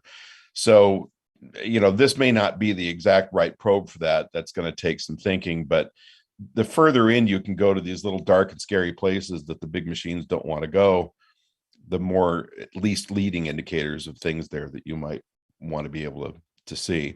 So it can survive, we think, a 10 to 15 foot fall on Mars, again, with the lighter gravity. And as I pointed out earlier, at least on some of the prototypes, the circuitry is printed on a fabric substrate, so they're fairly flexible. And by the way, each of these projects has some commercial applicability. It's a longer story to go into how that process takes place, but JPL and NASA, as you all know, are very, very generous with their data, share most of it with the world, unless it's something that has particularly secured national security implication. And so it's not only good for commercial companies in the United States, but really for people all over the planet. Bigger is better. What am I talking about? Well, I'm talking about apertures. So we've just seen the James Webb Space Telescope go up. Magnificent mission so far. But boy, you want to talk about a white knuckler with over 400 individual functions it had to perform to unfold and clamp and get ready to do its business out there a million miles from Earth. I don't know about you guys, but when I saw the design for that mission, I had the same reaction I had when I first saw how Curiosity was going to land, which was kind of a, what were you, is this really the simplest way to do this? Well, when you've got a big space telescope that's got to fly on small rockets, it is the simplest way to do it because you've got to fold everything up, and it's a major do and makes it very expensive. So how can we get around this? Well, one way is to use a synthetic optical aperture. Most of you heard of synthetic aperture radar. This is a synthetic optical aperture, which works in a different way. Space telescopes are the future of astronomy. The more junk we get in orbit, the harder it is to see things out beyond. So increasingly, we think space telescopes are going to be more and more important because they not only are able to fly above all the junk in orbit, but they also bypass limits of the atmosphere and are better at observing infrared and even ultraviolet, because the atmosphere tends to make that difficult. And there's also just pollution along with refraction. So for a lot of reasons, we like space telescopes. So what are the constraints? Well, as I said, the large ones like Webb are complex and very expensive to fly. And a current rocket fairing, even on the Falcon Heavy, is limited to about 15 feet in diameter, maybe 25, 28 feet in length. So you've got to pack these things up in a fairly small package. And that's about the maximum size you've got to launch at this point, at least until Starship's flying. So what's the answer? How about rotating synthetic aperture telescopes? So this is a close-up of the experimental unit. That's just a regular old camera lens there. That little white stripe is a strip, if you can use your imagination a bit, that represents a mirror about 15 feet across and maybe a foot wide. So basically, you've got in the ultimate design of this, you've got this big single strip of a mirror, and you take multiple exposures, rotating that thing, and then you build those exposures up by overlapping them and processing them, and that gives you the equivalent of a 15-foot diameter mirror. So if that strip was, say, 2 feet wide and 30 feet tall and did that rotational process, you now have the equivalent of a 30-foot aperture telescope. So you can see that you're getting a lot of bang for your buck here. And this experimental version was made with off-the-shelf components, by the way, but it hasn't flown yet. And it only has to rotate through 180 degrees. It doesn't have to do a full 360 because obviously you're on both sides of the central pivot point. In the estimation of the designer, it could lead to 100 meter or 300 foot wide instruments. That's a bit of a do that require very large rockets or some unfolding, but compared to Webb, it would be quite simple. So here's a sample image. On the left is the moon through the first take with that little tiny synthetic aperture rotating SLR lens that I showed you. And to the right is the processed image. So the example here, it's still fairly low res, but it does give you at least an idea of how you can get something for nothing out of image processing. And it's getting better every day. And because we like to save money at NASA, here's the camera they use to test it. So instead of building some big expensive bespoke rig, they just use a standard off-the-shelf SLR with that little tiny aperture in the lens. But at least in principle, it works. And this could lead to real huge breakthroughs in optical astronomy off Earth for a relative pittance. On the other hand, sometimes smaller is better. What's this funny looking thing? Looks like a pepper grinder. It's actually an atomic clock. So we like atomic clocks because timekeeping on spacecraft is really critical for navigation. You've got to have accuracies down to a billionth of a second. not because we just like to know what time it is, but because when you're flying all the way out someplace like Jupiter or Saturn, if your timekeeping and navigation is not spot on, you could be hundreds of thousands of miles, if not more, off, and you want to be a lot closer than that. Atomic clocks of the accuracy of the one I just pictured have results in billionths of a second, which results in a delivery within a yard of what you're aiming for out there, which is the thickness of some of the rings of Saturn. So that can be kind of critical because you don't want to run into those things. Now, the systems we've been using on the It's interesting ground were that you large and power chose, hungry. it's Sorry? interesting you chose to call it a yard instead of a meter. Well, so yeah, everybody there says meters, but because I write for the lay people all the time in the United States, I use yards and feet. And Yeah, I yeah. personally still have a little trouble converting in my head, I have to confess. But just so it's said in the magazine, we say imperial and then metric, but yeah, I do tend to use Yeah, it yards. goes a long way. It just really illustrates your mode of thinking, the level of expertise that you have in all of this information, and then compounded by your ability to translate it for a lay audience is really spectacular. That is a very generous assessment. What you might also say is he grew up in a time of non-metric units and never bothered to learn metric. But I like your interpretation a lot better. So thank you. Uh, so atomic clocks can be big, heavy, and really power hungry. And it was hard to build them to fly. And you ended up having all the hardware on Earth. And now you're tying up the Deep Space Network, which is NASA's a series of radio dishes distributed around the Earth in 3 points to do all this navigation from the ground. That's about as small as they get on the ground. This thing is a little bit bigger than a sugar cube, and it uses it's called a micromercury trapped atomic clock, and it basically has particles bouncing back and forth that you can measure the travel rate of with an optical sensor. And here it is next to a sugar cube on the left. So you can see it's pretty darn small, and its power requirements are minimal. And Tasty. power is everything in space, as you may remember from Apollo 13, because power supplies are big and bulky, and whether they're solar panels and or batteries and or atomic in nature, they have a lot of mass, and you want to use that mass for instrumentation and experiments. So if you can keep the navigational and propulsion technology small, that's very helpful. So this is a little bigger than that measurement's a little off. It's closer to 3/4 of an inch, but it's 1,000 times more accurate than the current model, which is down here. That was about 6 years ago. It was about 1.5 feet long. So you can see the comparison of the new one over there. And it's 1,000 times more accurate. So when I'm writing these things, they throw around these numbers like, oh, it's 1,000 times or exponential or, an order of magnitude better. At a certain point, that almost becomes meaningless. So it's like, this is why sometimes NASA comes up with silly infographics. I don't know if you remember it, but there was a video infographic done on SLS of how many elephants worth of propulsion it was putting out with these elephants spilling out the bottom. That one's kind of infamous, but it does give the public, the general public, an idea of what's going on. And frankly, when you're dealing with Congress and you send this wonderful, polished, expensive book to them, it usually goes to congressional aid and ends up becoming, reading in the men's and ladies' rooms or something. So you want to make it as accessible as possible. So in this case, we just say it's 1,000 times more accurate the current model, which means you can get to a meter within where you want to go, roughly, which is great.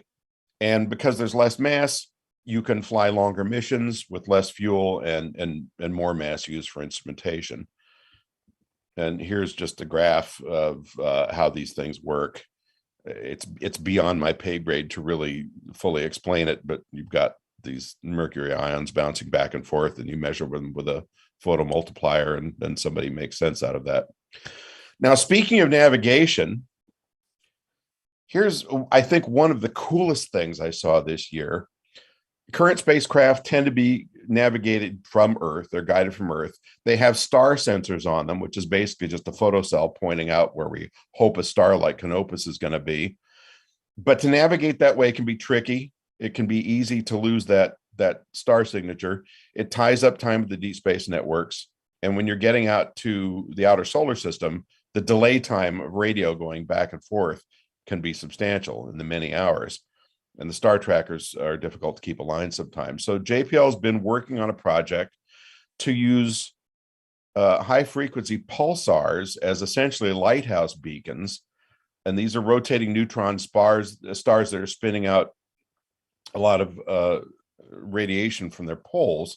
So they blink and essentially look like lighthouses out in space. Now, they don't move around, right? They're really far away.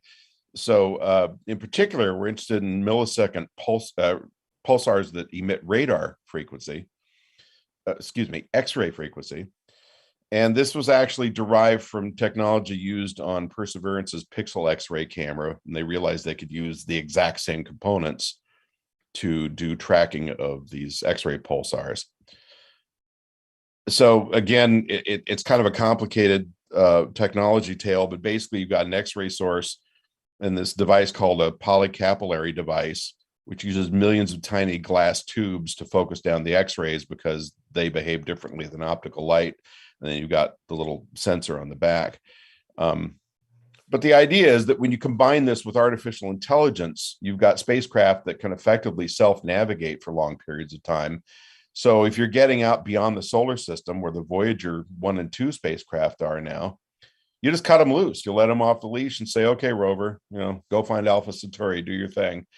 And they're able to do that. And you just do check-ins periodically.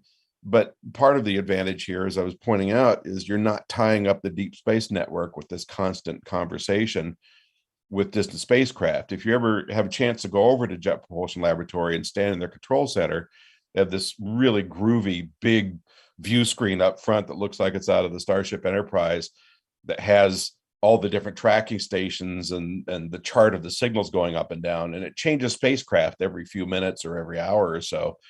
But they're constantly rotating through. And NASA's flying a lot of stuff. The European Space Agency is flying a lot of spacecraft. We work with them on a lot of things. So you're constantly having to, it's like watching your father after he had had 3 beers skipping between sports channels on Sunday. It's not the ideal way to navigate spacecraft. So if you can get them to have more and more autonomy, that's a good thing. So this image on the right here is a solar sail heading way out beyond the solar system with a very foreshortened beam looking at a pulsar. So like I said, you combine that with AI and now you really got something. How much time do I have left? About 5 minutes, but we can go over just a little bit. Okay. I may have to skip the last module, but I'll get as close as I can. Okay. So what's the need for getting small spacecraft in orbit around other planets and moons? Well, we need fuel and mass efficient ways to enter those orbits. As early as the 80s, we were experimenting with aerocapture, which is where you have a spacecraft heading, in that case, to Venus, and you dip into the upper atmosphere just enough to slow it down. Because if you don't do that, you have to have a great big heavy rocket engine with lots of heavy fuel to effectively break it into orbit. So we're very interested in finding ways to do that don't require as much mass. So traditionally, for spacecraft at Venus and Mars, when we've done aerobraking, we just have the spacecraft configuration as it is, which is usually with the solar panels feathered back a bit.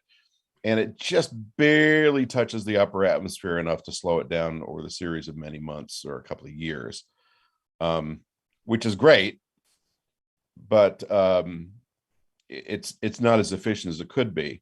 So here's an example of the difference when you have to break into an orbit. In the upper left, you've got Mariner 7, which is a flyby mission to Mars, fairly Spartan spacecraft.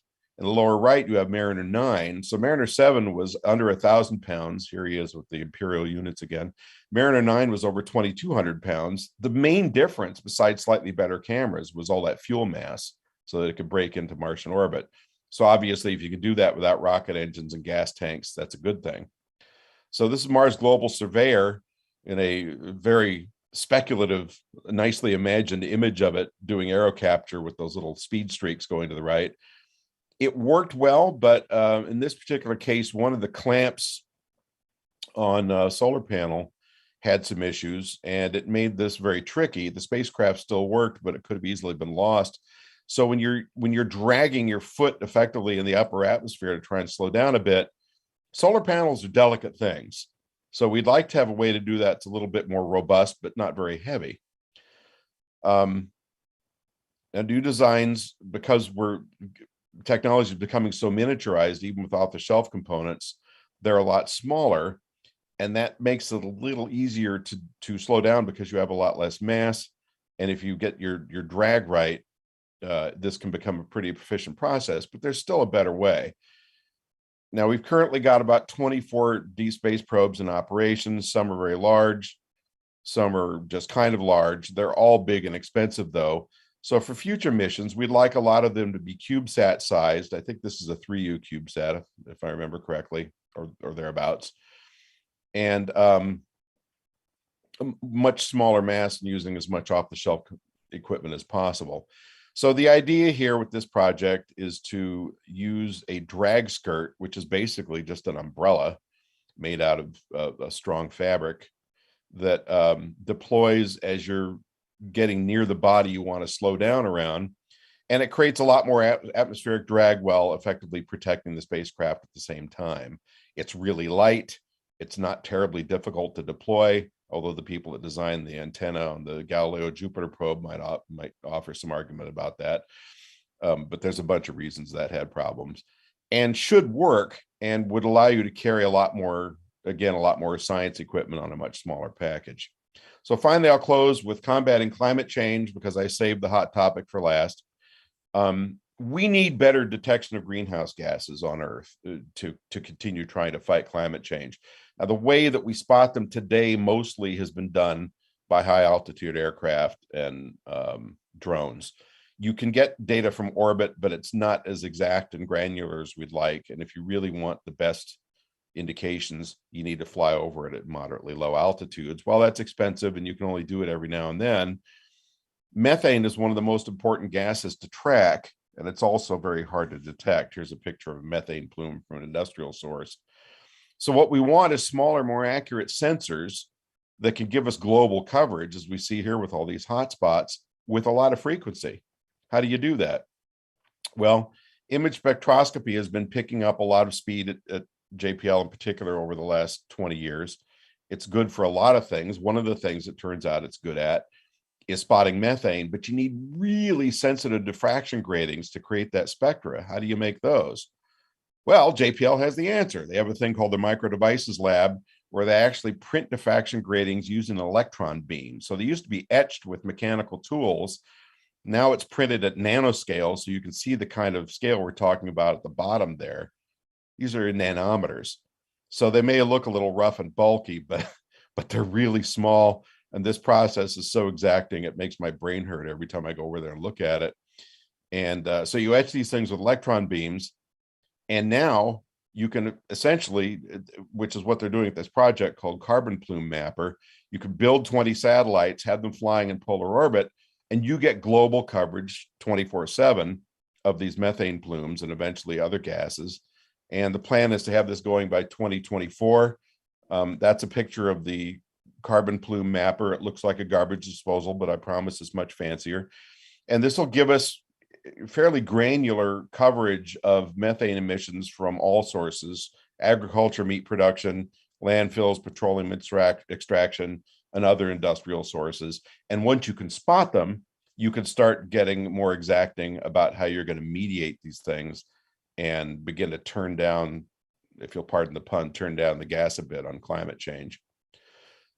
So as I said earlier, most of these are shared freely with industry around the world. And this is one of the value propositions of a place like NASA and JPL in particular, is all this great stuff they're working on is available to the world for use. The full report, this book will be available in late March. If you go on the web and search JPL Technology Highlights, if you want to read it, the last, I think, 7 years are there. And as I said, this one will be posted in March. That's my commercial for my books. Thank you very much for listening. And do we have time for questions? Sadly, no, but you answered so many just through your talk. Well, thank you. And, I still have questions that I wrote when you were here the first time that are in the kitty. So I think we'll have you back sometime and just do all the Q&A that's pent up. I'll try to talk less next time. No, keep talking more. You've got a lot to share. Thank Thank you you so so much, much. Rod. Pleasure. All right. All right. Our next speaker is Ron Epstein.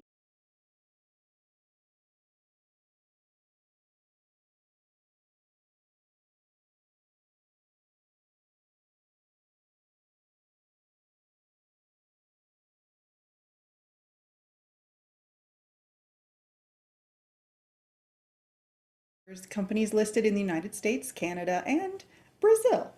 He joined Merrill Lynch in 2001. In the Institutional Investor All-America Research Poll, he ranked as a top 3 analyst in aerospace defense electronics for the last 13 years and number one for the last 7. He is fellow of the Royal Aeronautical Society and is also a mentor for the Techstars Space Accelerator. He's frequently cited as an industry authority by trade and news publications and has appeared on numerous television programs. Previously, he worked as a research scientist in applied aerodynamics technology at Boeing Phantom Works. He was also an adjunct faculty member in the Department of Mechanical Engineering at Washington University in St. Louis, teaching fluid dynamics and control systems. He has a BA with obviously highest honors from Skidmore College, an MBA with honors from the Wharton School at the University of Pennsylvania, and a PhD in mechanical engineering from Duke. Tim and Ron, take it away. Hey guys, great to be here. Thanks. Good to see you again. Yeah. So, yeah. Yeah, thanks for being here, Ron. I as I was hearing your bio, I was thinking, how did someone with that education end up as if not the most important analyst in the aerospace sector for equities research, easily top 2 or 3? Like, what got you there? Yeah, I mean, so I'm one of a group of us who do this, right? I was working, I was at McDonnell Douglas. That's where I started my career, and then we got bought by Boeing. And to be candid, I just got really bored. I was like a mile deep in one thing, and I kind of wanted a bigger vantage point. So went back to school, got an MBA, learned a little accounting, and then was a summer intern at Merrill Lynch, and then never left. Still here. Yeah. No, and that's really cool. We hear that a lot with people when they're making that shift. It's one day they're just like, I'm kind of done with where I'm at. And I get to look at whole industries now, which is fun. Yeah, no, it's fantastic. And seeing that across the breadth no doubt reinforces each individual component that you work on. You get to see analogs across different sectors. So for people who are not well versed in Wall Street, the financial markets, what is there like a scratch and sniff version of what you do? Yeah, sure. So a couple different things, right? So it's a good question, because when people are like, you're a Wall Street analyst, so what's that mean, right? So like to my wife, like, what do you do? My kids ask me a lot, like, Dad, what do you do? So a couple things. I work for a pretty complex institution. So if you think about Bank of America, we've got a commercial bank, we have an investment bank, which are separate functions. Yep. We also own Merrill Lynch, right? So that's largely a retail brokerage, meaning mom and pops, Main Street, Wall Street, that kind of thing. So what do? I am responsible for looking at companies in the aerospace and defense sector and adjacent sectors. Right now we cover about 40 companies, although largely because of commercial space that's increasing. There's a lot of, as you all know, something we'll talk about, a lot of activity in the space right now. And what that coverage means is we publish, we on earnings, we have an investment opinion, and somehow or another, probably the bank is doing business with these companies, potentially from a capital markets perspective, raising capital. And when you think about what I do, back to the constituencies, I have professional investors, institutional investors who are my clients. That would be to folks out there, if you're invested in, a Fidelity fund or a pension fund, those folks. So I'm an advisor to them. I'm an advisor to our 25,000 brokers. So, when Bank of America upgrades or downgrades Northrop Grumman, that's me. So I give advice to them. And then on all of our capital markets activities. So if we do an IPO or anything like that, that all comes across my desk. And I have an independent view from the bankers. And at some point we have to see eye to eye. Yeah. No, that sounds like a really cool job to be able to have that independent view into what's going on and be that objective voice and say, here's where I see this going based on these factors. I spent most of my career doing intelligence analysis, and it feels like there's a lot of analogs between that, where you're meant to be that honest broker, where the bankers may be saying like, no, we need to invest here. You're saying the data says we need to take this, look at it this way, look at it that way. And I would say, to the credit of my firm, they really do care about what I think. If I don't like something, they want to know it. If I do like something, they want to know it. And if I don't like something, that doesn't mean they won't be involved, but they want to have a better understanding of the risks they're taking. So there really is, my work is very independent from what goes on in the investment bank. Yeah. No, and I think, one thing I was struck as preparing for this interview and reading a lot of like the earning calls that you've been on, had never done that. I knew earning calls happen where CEOs are reporting their quarterly results.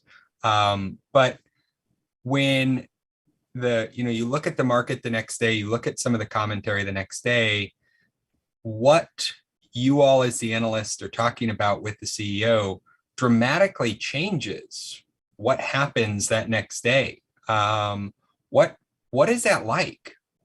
Well, it can, right? So, a couple thoughts. Different analysts take a different approach to the job. Yeah. I look at my fiduciary responsibility to investors very, very seriously. Mm-hmm. I don't look at myself as my little franchise as an extension of PR of a company. Right. Sure. So I'm willing to ask hard questions because that's my job. I mean, and for an investment banker, it's different. For an investment banker, their client is the company. Yeah. For me, my client is the investor. And because of where I sit, could be your grandma. And I take that very, very seriously. So, I try to ask, the hard questions and hopefully kind of peel back the onion. And if you ask a good question that resonates, it can be pretty powerful. Yeah. Right. Because it's a forum it's a public forum. Yeah. So, yeah. Yeah. No, it's reminded, there was one last fall with, I think, Lockheed, where you more or less asked where's Lockheed going? It's like midway through the questions, nobody's yet to ask this. And you're like, there's no plan for you guys. You haven't mentioned what's next. Like, what's the plan? And that's the hard questions the public markets need to hear. Well, a lot of times the question, I always find if you're going to be on an earnings call with a CEO in a public forum, if you're asking what's interest expense, it's a waste of time. Like that's right. I mean, you can talk to the CFO about that or whoever offline, but when the company looks like it's maybe going through a difficult strategic time or a period where there's a lot of decisions to be made, sometimes it's the obvious question. Yeah. Like there was a call I did back with Boeing when they first got into the pickle with the 737, and the question was just, how could this happen? Yeah. Right. Yeah. Yeah. No. Yeah, I'm glad you brought up Boeing, because I was, you noted in your talk here in this forum last year that defense contractors like Lockheed and Boeing are using investments in commercial space startups as like engines of innovation. You saw that happening in 21. How do you see that changing now as we go into 22, if at all? Yeah, I think it's continuing, right? So I think an interesting example of that is Lockheed Martin. Mhm. So particularly germane to sort of the space world. Lockheed's been an investor in Terran Orbital. Yep. They're also an investor in ABL Space. And so two early stage, Yeah. or somewhat early stage, depending on which one, but two smaller innovative startups. Yeah. That they're an investor in, and what's fascinating about it, I mean, they're both interesting companies. They both bring forward really interesting technology, and arguably they can do it at a pace. And this isn't a knock on Lockheed. It's just they can do it at a pace that Lockheed couldn't. I sit in an organization. Bank of America has 250,000 employees, and the amount of red tape and things that we have to do to just kind of do something a little innovative can be tricky. It's the same thing at a big company. So, I think it's an interesting strategy for some of the defense contractors to, kind of, how can I say it, to propel forward some of the real innovative technology. Yeah. And we're starting to hear from the Pentagon that they want more of that. That's something that they're starting to push more and more. And it'll definitely be interesting to see almost how far down those defense contractors reach for some of those really innovative startups that maybe are just in a seed round. And is that something that they're willing to take the risk on for certain technologies? That'll be really interesting to watch. Well, if you look at a defense contractor, they're very, how can I say it? They've optimized contracting. Yeah. And maybe one of the, how can I frame it? One of the side effects is that they're not always the most innovative. Oh, right. Right. So it's a way to get some innovation in a framework, quick innovation in a framework that doesn't promote quick innovation. Yeah. If that makes sense. Yeah, no, it does. And it's almost a microcosm of what government goes through with contracting things out. And so it's really interesting. And probably something the Defense Department should be looking at is watching this and seeing which of these contractors does it well and how they do it. Yep, that's right. There's a lot of lessons that can be pulled up from that. And they're all doing it a little bit different, right? Yeah. Different flavors, different way of doing it. Boeing has made for a while a big investment in Whisk. Then that's not space, but that's some innovative, commercial aerospace. Yeah. I was a little critical of that because there's other places where they could be investing that are maybe more immediately relevant. But to be fair, it's a way to get some innovation in a way that's maybe quicker than they could do it internally. Yeah. Well, and do you see some of these, I guess the main big merger, this Lockheed Aerodyne merger that fell through, is that going to impact some of these large firms? Well, I think the takeaway from Lockheed Aerojet was, and Lockheed might be a little bit of a special case. They're a very big defense contractor, right? And one of the worries, and it kind of gets back to innovation, was as the industry has consolidated, have we paid a price in innovation? And I think the fear was coming out, and it's always administration. I was about to say administration specific, but that's not fair. The different administrations have a different flavor in kind of how things happen. Sure. And this administration's made it pretty clear that they want to keep some level of competitiveness, and the hope is that keeps some innovation alive at that high level. Yeah. And Northrop Grumman, bought Orbital ATK. And I think the thinking was, well, look, they could do that, so Lockheed can do this. Yeah. But that was the sole survivor of the big rocket engine producers who were publicly traded. And I don't think the Department of Justice wanted it to disappear. Yeah. No. And we'll definitely, I guess we'll see how that, or if that does anything other than just maintain the status quo. I mean, speaking of status quo, it seems like for a lot of these contractors, it's almost a flat line of contracts from the government whether it's continuing resolutions or just shifting priorities. Do you see that starting to trickle down to their supply chains and have an impact where those suppliers are starting to move away or just otherwise give those second and third order effects starting to happen? Actually, I think you're seeing more of the traditional A&D supply base move towards defense. Because defense, and the reason is because of the pandemic. The Department of Defense did an outstanding job of pushing liquidity into the big primes and, how can I say, forcing them essentially to push it down into their suppliers. So if you were a supplier and you had a more commercial oriented business that was really getting hit hard because of the pandemic, your defense business actually ended up being very, very, it was a good thing to have from a liquidity perspective. So I think you're seeing, more suppliers looking at defense as another angle to diversify for a rainy day. And the other nice thing about defense, and I think this is kind of evident to the supply chain, and you can see it with some of the new space companies. Let me just bring up Terran as an example.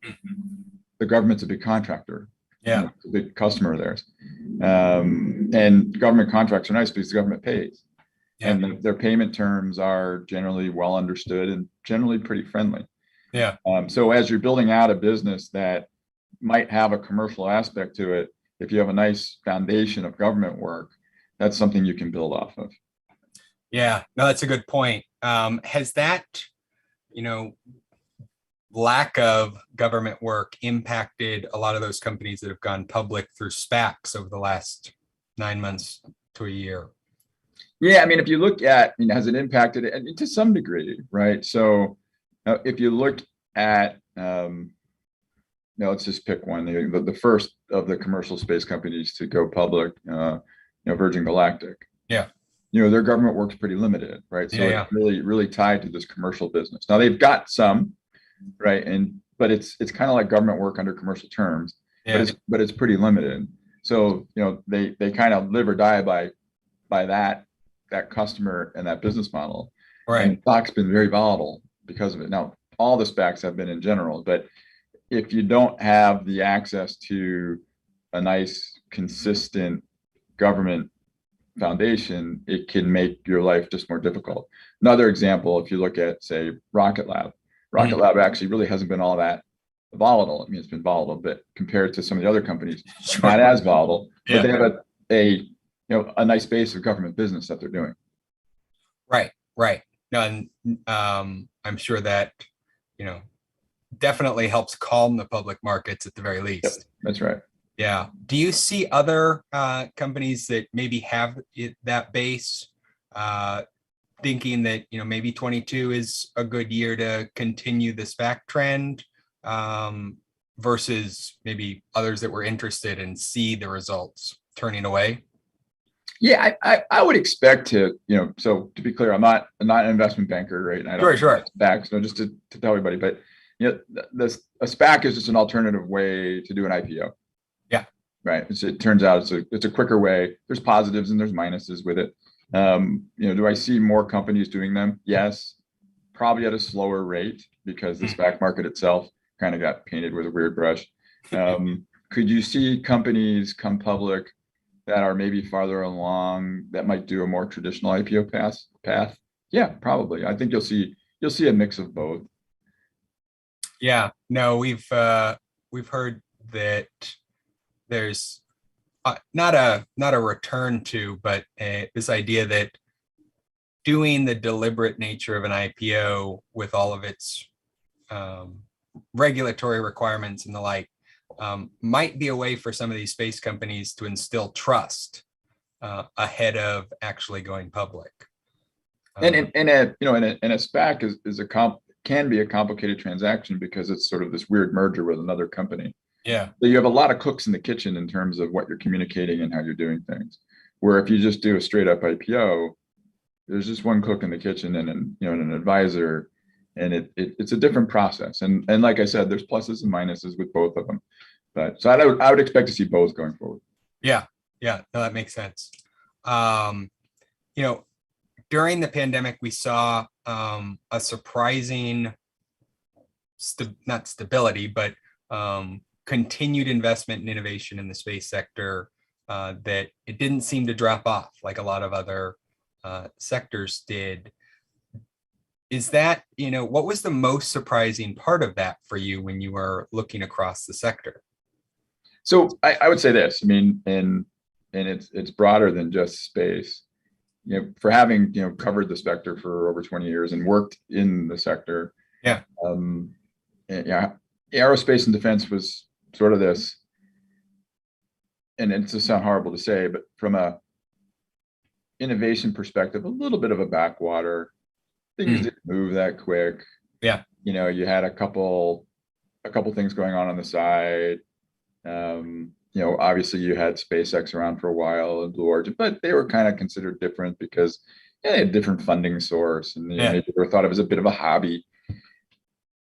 But now things have really changed. What's really, I think, fascinating and exciting is you have so much going on in space, both in terms of spacecraft, space infrastructure, launch. I mean, you can kind of look through the numbers, right? I mean, it's really remarkable about the numbers of the size of investments being made across the whole space stack.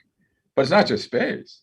No. It's electrification of commercial aircraft. It's people, it's looking at hydrogen, looking at hybrid, eVTOLs. It's so for a young engineer getting out of school today, particularly in aerospace, it's a really exciting time where, for a long time, you got an aerospace degree, you can only go work at Boeing if you wanted to work on an airplane and stay in North America. It was really, now there's a whole multitude of things you can do. So, from that perspective, it's a very, very exciting time in the space. And it's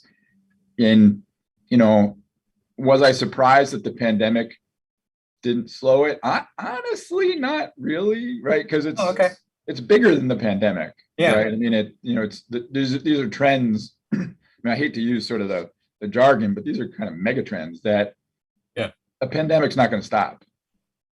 Okay. Right. Space is a big place, right? And electrification's a big thing. And so and I think to some degree it slowed things a little bit because it made working more complicated and so on and so forth. But yeah, it's a super exciting time to be, in some ways, my son's in college studying mechanical engineering. Yeah. I'm almost a little jealous of like when he gets out of school, all the interesting things he'll be able to do. Yeah. No, because it seems like, easily 40, 50, 60 years now, the speed of a flight for commercial transportation has more or less stayed the same other than the Concorde. And that was it. You had it was whether you had a narrow body or wide body for aircraft in the sector, and space was your government. And now everything's seems to be changing fast. So yeah, I would agree. It's an exciting time. It's a remarkable time. And I think there's got to be a lot of credit given to, those guys who are just hobbyists, right? Yeah. That, SpaceX changed the game and Blue Origin did. And I think they opened doors and they proved things to, I think, the broader markets and the government that, hey, you know what? A commercial entity can do this. Yeah. Right. So. Yeah. No. And so on the theme of, the next generation, we've heard, from a handful of organizations that are investors, venture or family office type ones, that they have a lot of trouble finding analysts and that analytic support in the aerospace, specifically space, but just in general, that those workers are hard to find. Your bio is one that is probably not what comes to mind when somebody thinks, oh, a financial analyst for a major bank. What is it you would say to people that, what kind of people can and maybe should start looking at being and entering the financial analyst track? Yeah, so it's funny you should ask that, and this is not an advertisement for this, but I'm looking to hire a couple of people right now, and and maybe it's my own bias, but I like looking at engineers. You can learn accounting, right? Yeah. Like, if you know how to do a differential equation, you can learn how to do accounting. And it's, and I find and this is true, I think, for anything, if you like what you're doing and you have a passion about what you're doing, you'll be successful at it. So for folks that have an interest in aerospace or space or defense, that analyst role can be a lot of fun because you get to look at everything. You're not limited to just one part of one system. So to someone that likes that, like I tell people, I could never do my job, or at least not as successfully, if I was covering retail, because I just don't care. I mean, I order stuff from an LLB and catalog. I mean, that's me, right? I really don't care. But as long as you're covering and working in an area that you've got a passion for, it's very rare where, for myself, I actually think about my job as a job. Yeah. Of course, there's times you travel, you get tired, and that, but you like what you're doing. And I think I think people have to bear in mind, both employers and potential employees, that that you got your degree in mechanical engineering. That's cool, you can do that, but you can also do a lot of other things, and you can apply those skills, and vice versa. Yeah, you can't train passion. Yep, that's right.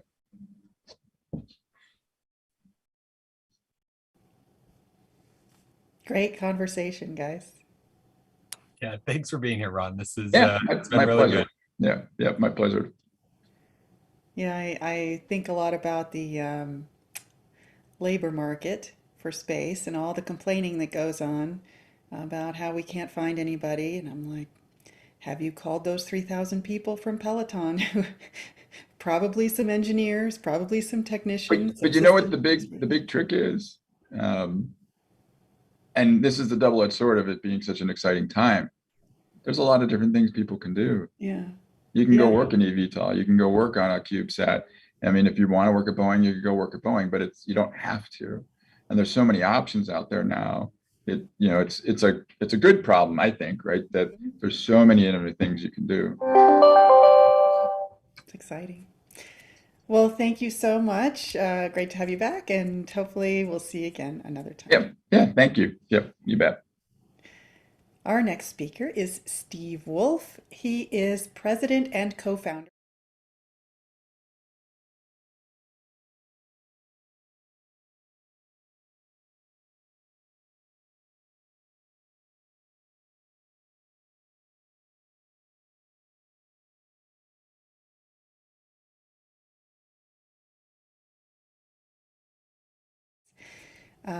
Tim Christman was a participant in that study. Steve is also Deputy Executive Director for Global Spaceport Alliance and partner at CWSP International. He serves as the Space and Board of Editors for the Journal of Space Philosophy, which I'm eager to ask about. Steve served in Washington as the Executive Director of the Congressional Space Caucus and drafted the Space Settlement Act of 1988. The bill was signed into law as part of the NASA authorization bill.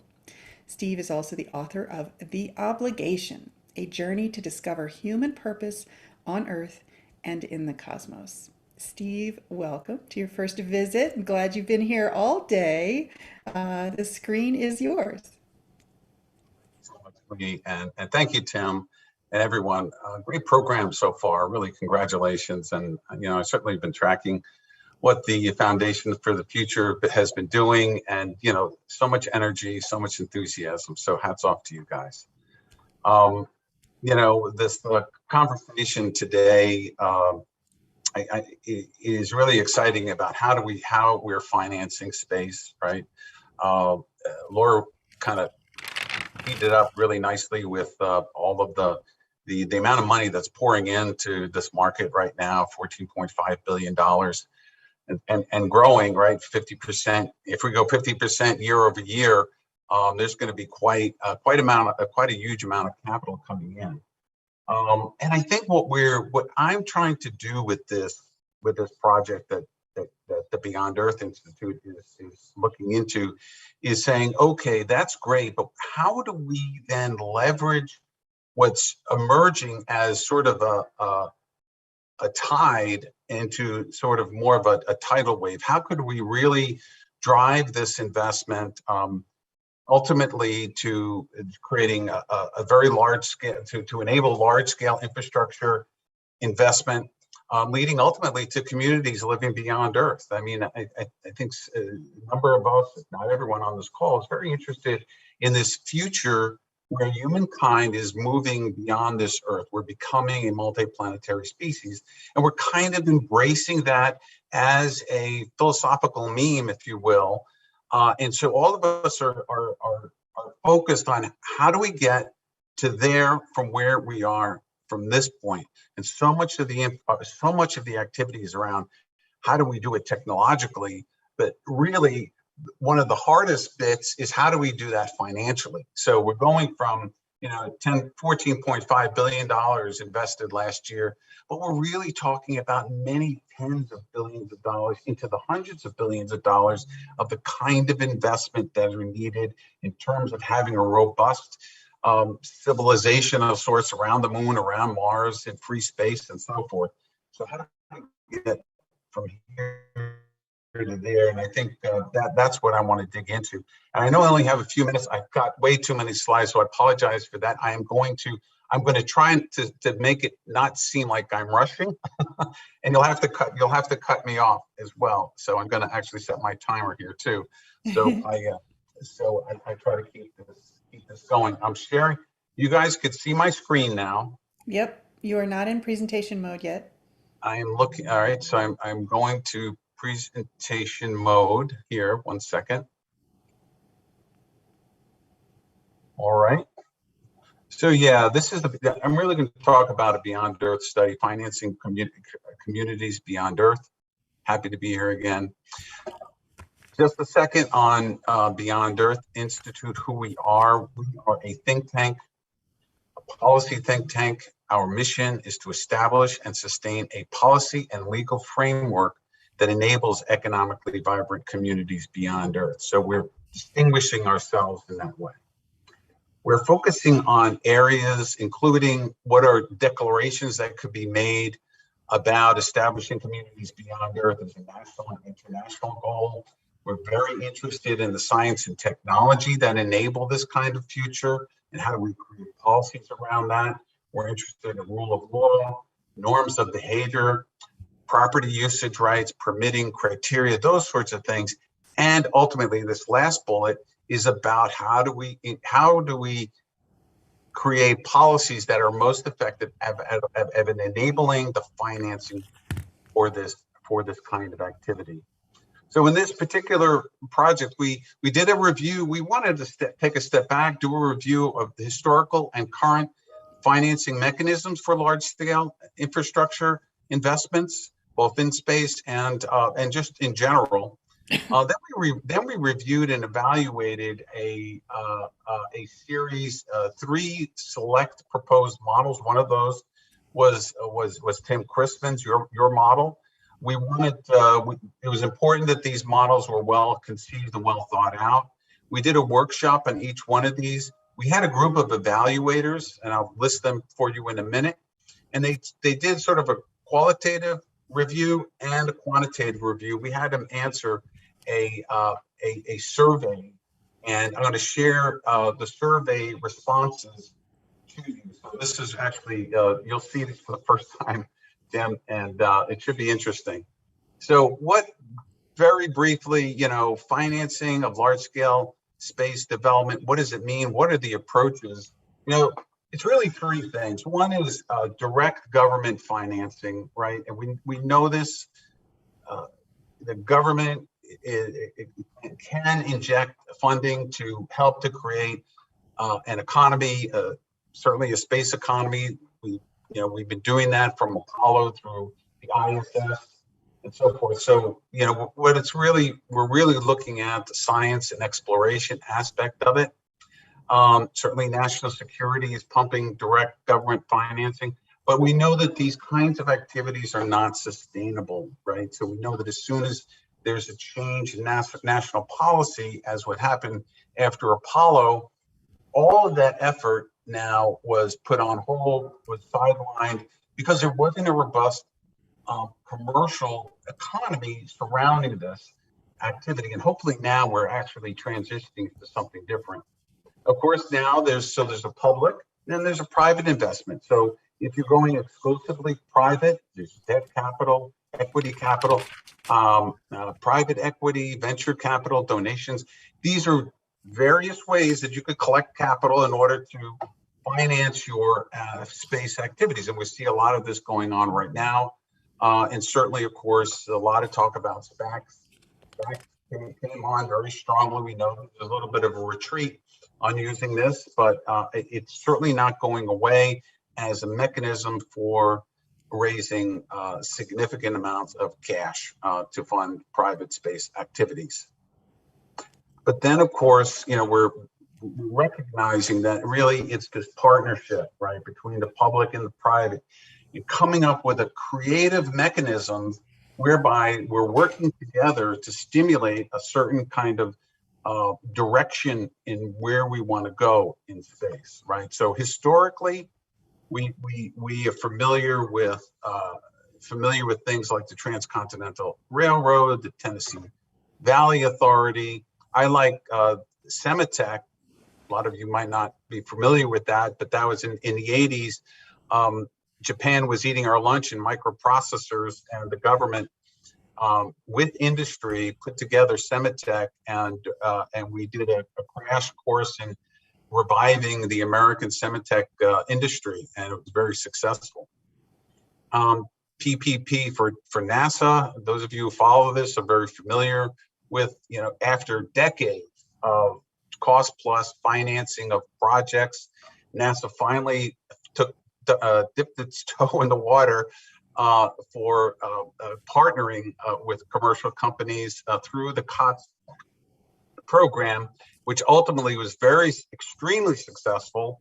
For scant $800 million, they developed 2 new launch systems and 2 automatic cargo spacecraft. It was successful, and they're certainly continuing this process through the CLIPS program, the Viper program, the Artemis human lander system, and of course the very recently announced the commercial LEO destination program. So NASA, and as mentioned, the DoD as well, are recognizing that, why do we need to build something when we can buy it off the shelf, when there are willing and able commercial partners in the market that are willing to partner with us. So other government incentives that can be utilized to help to stimulate space activity: loan or debt guarantees, low interest loans, tax incentives. There's zero tax for G is a common refrain among space advocates, certainly cash subsidies, so these kinds of things. But I would say that these kinds of mechanisms would be packaged, right? So they may have value as standalone to stimulate one way or another, but probably better to be packaged in an overall program. So really, how are we finding the right finance models for large scale infrastructure and habitat projects? That's really what the Beyond Earth Institute is really trying to grapple with. We're not trying to come up with an absolute answer. And what I thought, now I'm going to share with you the organizations that we've been taking a close look at. And one thing's interesting is that all of these groups, Tim included, we're saying, hey, listen, I'm not saying that we have all the answers. We're putting something down on paper, and we're asking people to engage in this conversation. And that's really what's so exciting about this. And even as you see this, some of the guys kind of were communicating with each other about how they might work together. So these are not competing ideas. These are just ideas that are out there that are getting us to think. Ultimately, how will these plans be structured and so forth? That's yet to be determined, but we think that is a direction we have to go. We held 3 workshops last summer, and let me just get into this. These are our evaluators. You may recognize some of these folks that have been involved in financing and investment and so forth. And then let me just get to it. We asked our evaluators to look at each one of these proposals or models along these various criteria for comprehensiveness and completeness, chances of success, financial soundness, diversity, and enabling communities beyond Earth. So let's get to it. I think we're going to start with the Lunar Development Cooperative. I am not going to do these plans justice in a few minutes, but I just want to give you an overview. And if you come to our website, or if you certainly reach out to me, I could share with you more information on these. But the Lunar Development Cooperative would be an organization that finances and delivers affordable public services through location-based service access fees to public and private entities developing facilities and habitats on the moon. The way I like to think of LDC is this is a turnkey municipality on the moon, where they are going to provide everything that you need to construct a facility on the moon for your purposes, whether it's for government purposes, private purposes, or manufacturing, or tourism, whatever it might be. So it is public-private organization. Shares would be publicly traded. The government ownership, according to their plan, would be limited to 49%. So they feel that it's better not to have government have control over this. They feel that their governance is strong in keeping this from becoming corrupt, if you will, through a board of directors, board of advisors, and an inspector general. The LDC collects usage fees for services provided and infrastructure provided. Now I can't see. Oops. I'm sorry. The infrastructure provided includes increases overall value to the investors and participants. This is a list of services. So it ranges from power, water, trading post, insurance, regulatory oversight, security, healthcare. Think of your town or city and think of all the services that you could get through the city, and they potentially could be provided at. So I like this model in that it's kind of all inclusive in that regard. Now, let me see. Now comes the evaluation. So I will say that I think our evaluators were a very conservative lot. And it was a small sampling of evaluators too. It might change if we had a larger sample. However, we have a score for comprehensiveness and completeness. And there were a number, under each one of these categories, there were a number of questions. So, but just in the interest of just sort of putting this aggregate information up, I just thought I'd share this with you. So you see these mostly in the mid-range. They got high, and this is on a scale from 1 to 10, so they're mostly in the mid-range. Clarity was a little bit better, and certainly they got points for diversity. So now let's look at the Space Corporation Act. This is Tim's group. Now, Tim, I'm sure I'm not going to do this justice, so I apologize in advance. But the Space Corporation Act, or the Space Public-Private Advanced Commercialization Enterprise Corporation Act, is proposed to be introduced in Congress by the Foundation for the Future. If passed, the corporation would establish in the United States a federally chartered infrastructure development corporation for space activities, okay, in a nutshell. So they're US chartered public-private corporation. They're publicly traded on a model after ComStat, according to their literature.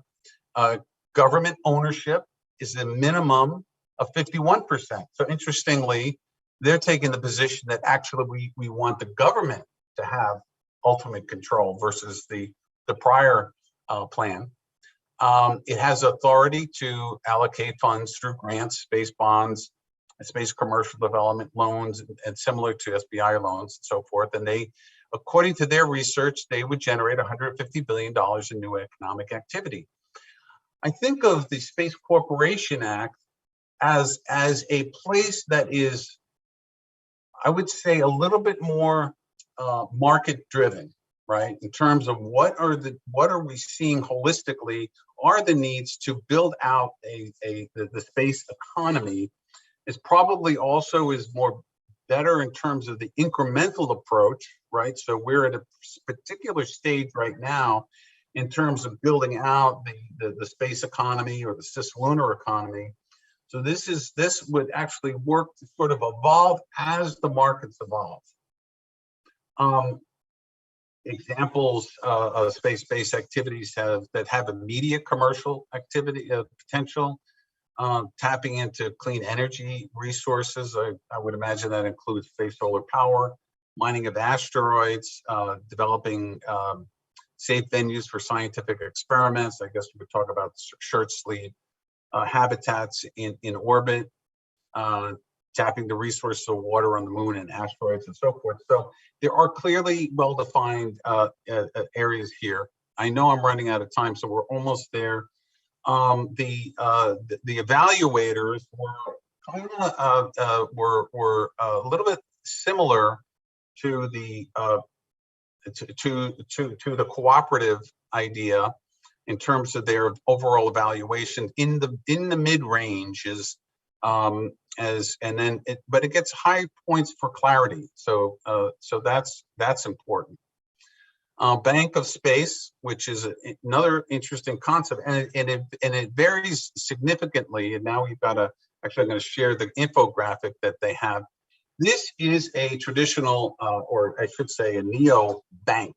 So people would invest and make deposits into this bank, knowing that this bank is going to take a portion of that money and invest it in space projects. So it's ideal for people who want to, make a financial contribution to space, but don't want to necessarily put their money at risk. So it has all the FDIC controls and so forth. And over time, as the assets of this bank built up over time, greater and greater amounts of money would be made available for developing infrastructure and ultimately habitats in space. FDIC insured, people can invest. They're looking for initial capitalization of $50 million, not that much. Overall, it would have a national bank charter regulated by the OCC. It's all digital, and it would gradually increase the higher and higher risk and so forth. So, so this is kind of more concise, more traditional, different from this. Basically, totally letting the market to a degree dictate where this money is flowing. And so this, in terms of the evaluation, they actually overall got higher marks than the other two plans. I think that might have something to do with the clarity. Certainly, they have very pretty slides, so I think in terms of clarity that helps.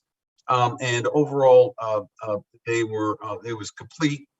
Chances of success were a little bit higher. Financial soundness was pretty high, and diversity was okay, and clarity was very good. And so this is, these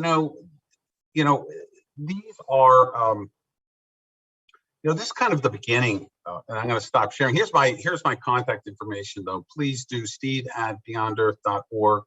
Please feel free to reach out to me, anytime on this. We are looking for other people to engage in this activity, in this project, and this really is just the start. I think we need to continue to ask this question and to come up with recommendations that can be put forward.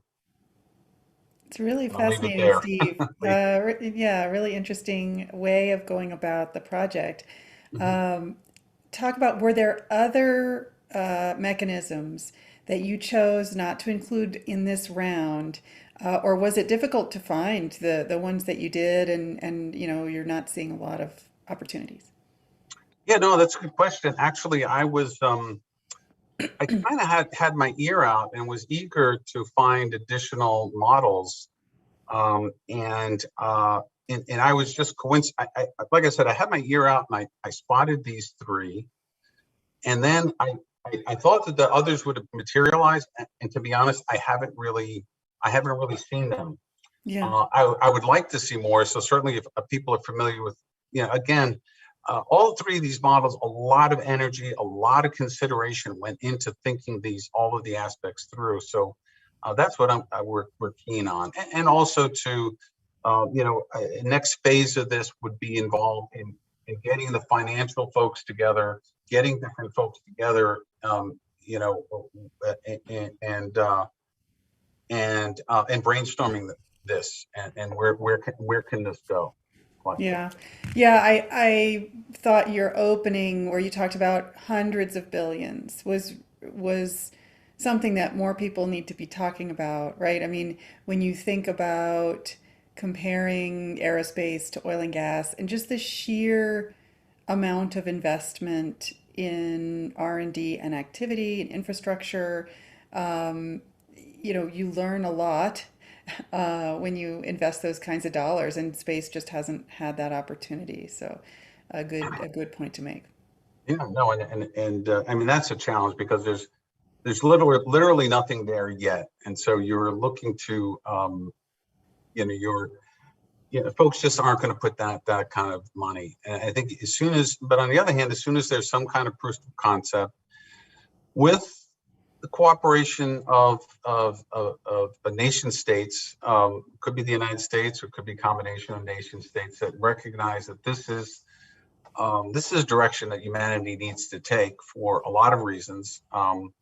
Then we could, once we have that proof of concept, then I think that kind of funding will start to open up. Yeah. What did you mean by diversity in this scoring? Diversity in the sense of diversity in terms of gender, race, inclusion, with regards to in that sense. And I think some of it, it was an interesting addition that came up as we were sort of talking about this. And obviously diversity is an important dimension of everything, and obviously you want space to be open and equitable for everyone who's interested in going. So Yeah, I didn't see anything in the proposal descriptions that would allow someone to make an assessment of that metric. Yeah, and that gets to the amount of time that I had. I had to cut corners somewhere, and I think in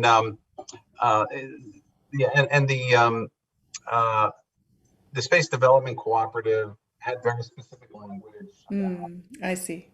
So they got sort of more points for that, and again, it was up to the evaluators to determine how they assess that. So it was a challenging question for sure. Yeah, and people need to be interested in order to become engaged, and that's sometimes a limitation as well. You didn't mention trash collection in LDS, I noticed, but that was good. Why limit to 49%? You mentioned concerns about corruption, but it's interesting, the Space Corporation Act, at least 51%, LDS less than 49. Why the difference there?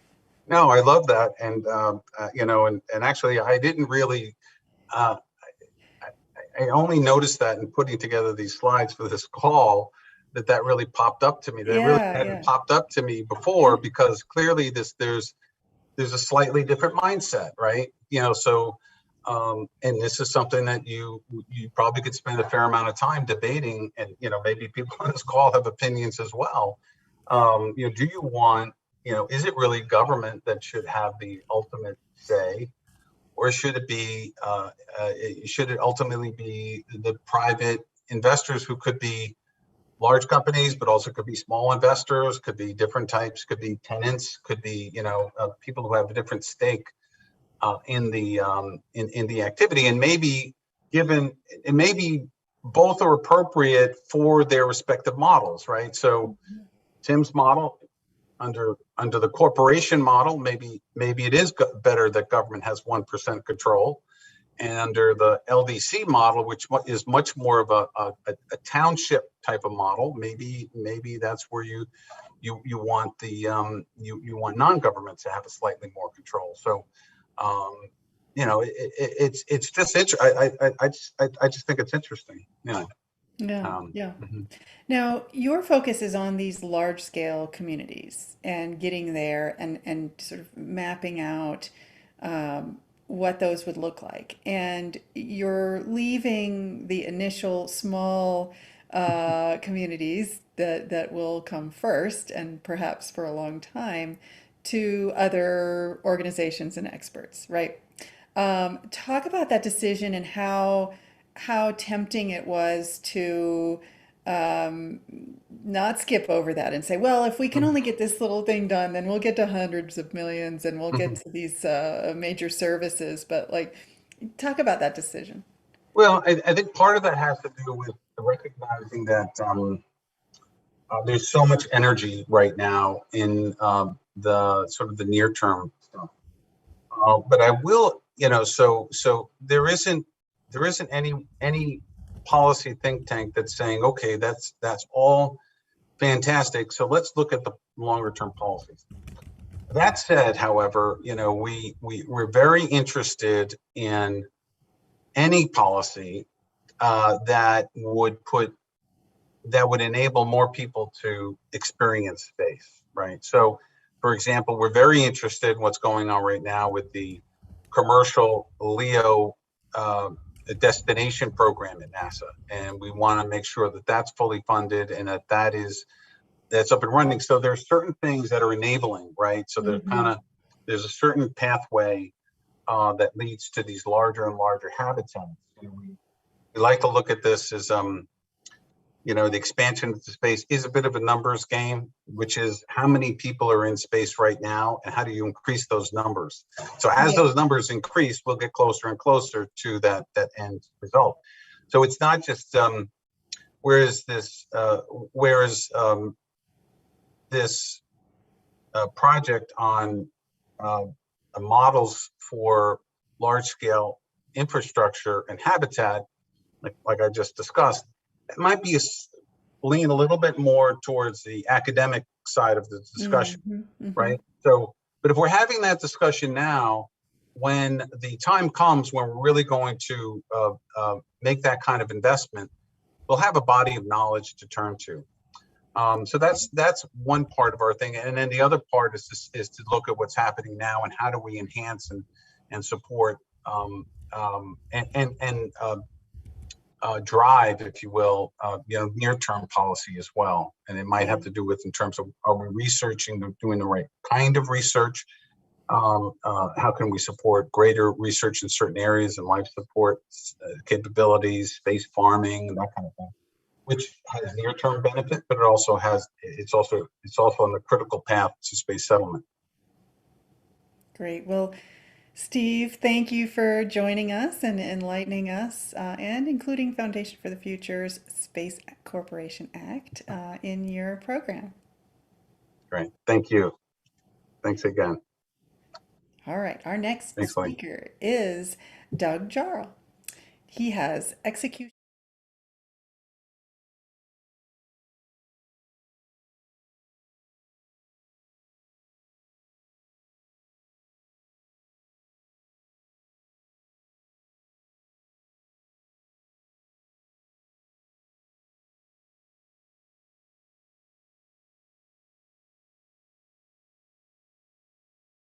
And investment grade debt capital markets. Maybe you'll be able to answer some of Laura's questions from earlier today. Prior to investment banking, Doug served in the United States Navy as a nuclear submarine officer stationed aboard the USS Toledo, SSN 769. I was born in Toledo. Doug graduated from the United States Naval Academy with a Bachelor of Science in Systems Engineering in 2007 and received an MBA degree from Duke University's Fuqua School of Business in 2013. When I introduced Ron the first time, I went to North Carolina, so, I have a little bit of trouble just putting that passion behind the Duke introduction. So my apologies there, but we got Toledo and we have the U.S. Naval Academy. I lived across the street from that for a little while as a child. So take it away, and the screen is yours. Thanks, Lee. No, that's great. Yeah, two out of three works. So I Yeah, think yeah. we're all good there. Yeah, no, thank you again for that introduction. Look, I appreciate and honored to be here and to speak today. So I don't have any slides to present, but I know I got about say 15 or 20 minutes. Haven't rehearsed how long this will go, but so if I ramble on, just cut me off and we can go from there. But yeah, no, as you mentioned, you know, the focus of this is, you know, how do you look at space offerings, space investments from an investment banking perspective? So that's kind of how I'm going to form the, you know, the little presentation here. I'm just going to hit on kind of 5 mini topics, if that works. Go through those, and then however you want to run it after that, or Q&A, we'll go with that. But yeah, so from my perspective, right, as I cover aerospace and defense, space is a natural extension of that. You know, falls today both in the commercial and the defense world. And so, you know, to me, it's a very exciting part of A&D. It's a new extension with all these new technologies, which is really fascinating and exciting today. So when we look at it, when an investment banker looks at it, when I look at the space, you know, we look at it first from, you know, how we can help. And meaning what products we offer, how can that work? So number one would be M&A advisory. So we'll look at it from that angle. The second one would be equity capital markets. So it would be either from an IPO or a de-SPAC, or from a private capital raise perspective. And then the third one would be from a debt lens. And so as space is today, you know, the age of the sector, debt is probably less so. And if I were to rank, you know, I think we can all agree that de-SPAC, although it may not be the best word today, de-SPACs have been very popular, obviously, over the past year, as well as private capital. And private capital, I think, tends to be still the number one means of growing space investments today.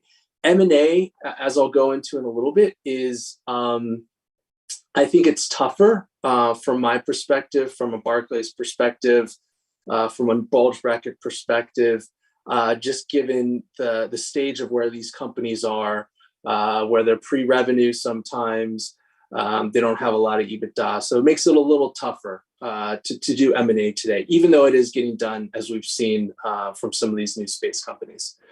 So that's how we look at it. So the second thing would be coverage of the space, just given you know, coverage from a knowledge and a technology perspective.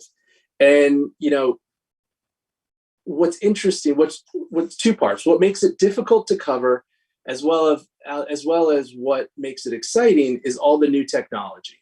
All the new technology from all these startup companies, as well as mature companies. And the number one thing is trying to get your head around that, trying to understand what the business model is, trying to deduce whether, you know, this has legs, whether there's strategic partnerships, will it be successful both in the commercial and defense, or one or the other. So from that perspective, thankfully having an engineering background and being on a sub makes it a little easier to understand. Although part of the thing going to the conferences, is helpful in the fact that you get to talk to the actual engineers of some of these companies, really learn what they are producing. So that's helpful. I think the second part is financials, right? So as I've been hitting on, these companies are much smaller, and they're private, obviously. So it's hard to discern the actual size of some of the companies, and really, you know, kind of sift out which ones are going to succeed, which ones aren't going to succeed. And obviously there's no magic formula to that. So that's another part. And then the last part I'd hit on kind of goes with that, is for PE clients, they tend to be, some of them tend to be interested in space. I mean, most all of them have an interest in space, but I think it gets difficult from the mandates from the funds that they've raised, because obviously they're looking for at least a little bit of EBITDA. So again, that's kind of where the challenge is from my perspective, trying to generate business on my end, is that there aren't a ton of targets with the correct or the right parameters to do M&A deals, as I mentioned before. The third topic, though, is kind of pockets of opportunity. So kind of covering the sector to now where we feel there are pockets of opportunity, in our opinion.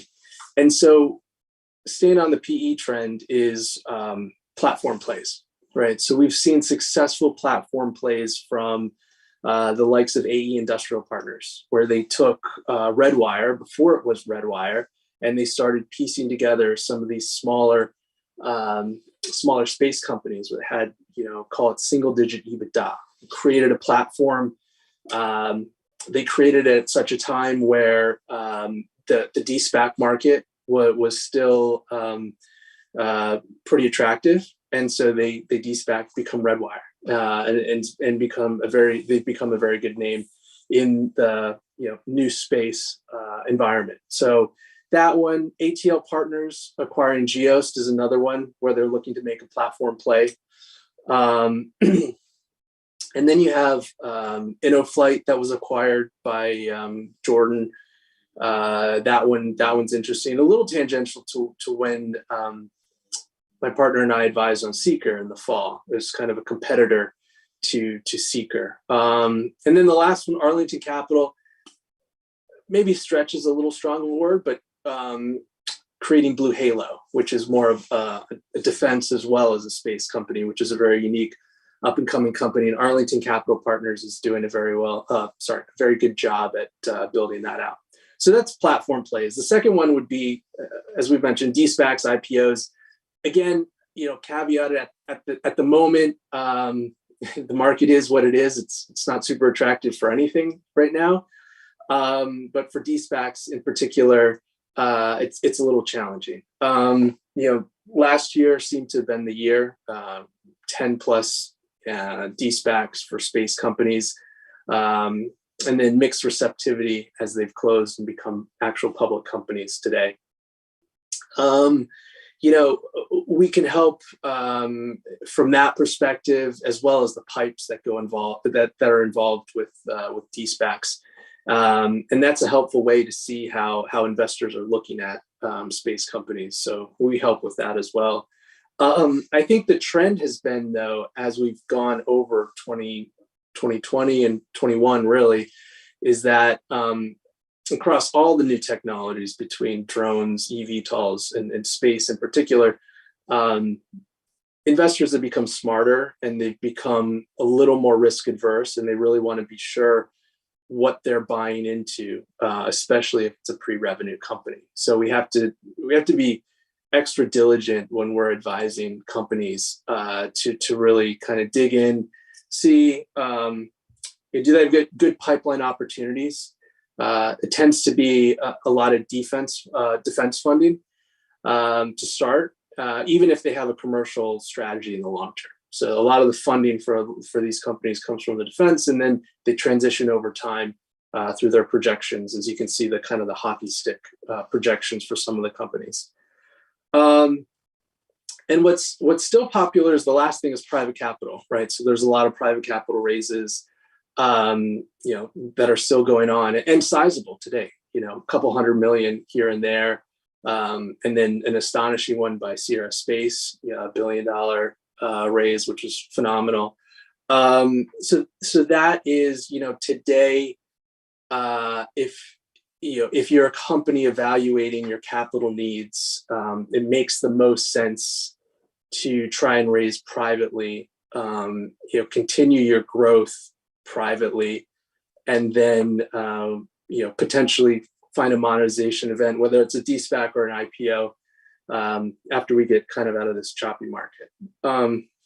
So that's kind of the third mini topic. Well, I guess I should hit on the debt markets, right? So, which is not a big topic, but it's, as you've seen with some of these new space companies that have de-SPACed, apart from just equity raises, which are probably the most common option, and at the top of the list, you can think of the convertible debt market, which is another alternative to just raising equity. And so that we've had some recent conversations with some top de-SPAC names on this, and it comes after kind of lockups are over and so forth. And so that's one. The question also comes from time to time: are there any other options? And again, it goes back to EBITDA, cash flow generation.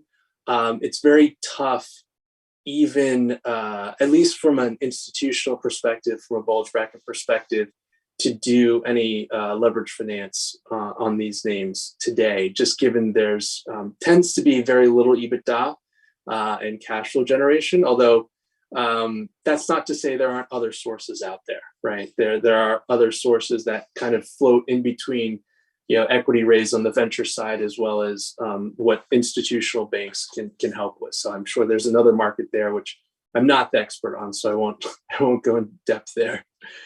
And then kind of the last thing I wanted to hit on is my last mini topic is, I guess we'll call it current events. It's more of investor sentiment, as well as I think the one that's topical is the recent report that came out, State of Competition in the Defense Industrial Base, which I think is important to note here for space. But just first off, for investor sentiment, as you look at some of the de-SPAC names, these are typically the investor sentiment topic typically applies to the public names, or as companies decide to go public. We've seen from some of the new space names that have had either Russian ownership or other foreign ownership, which obviously from a national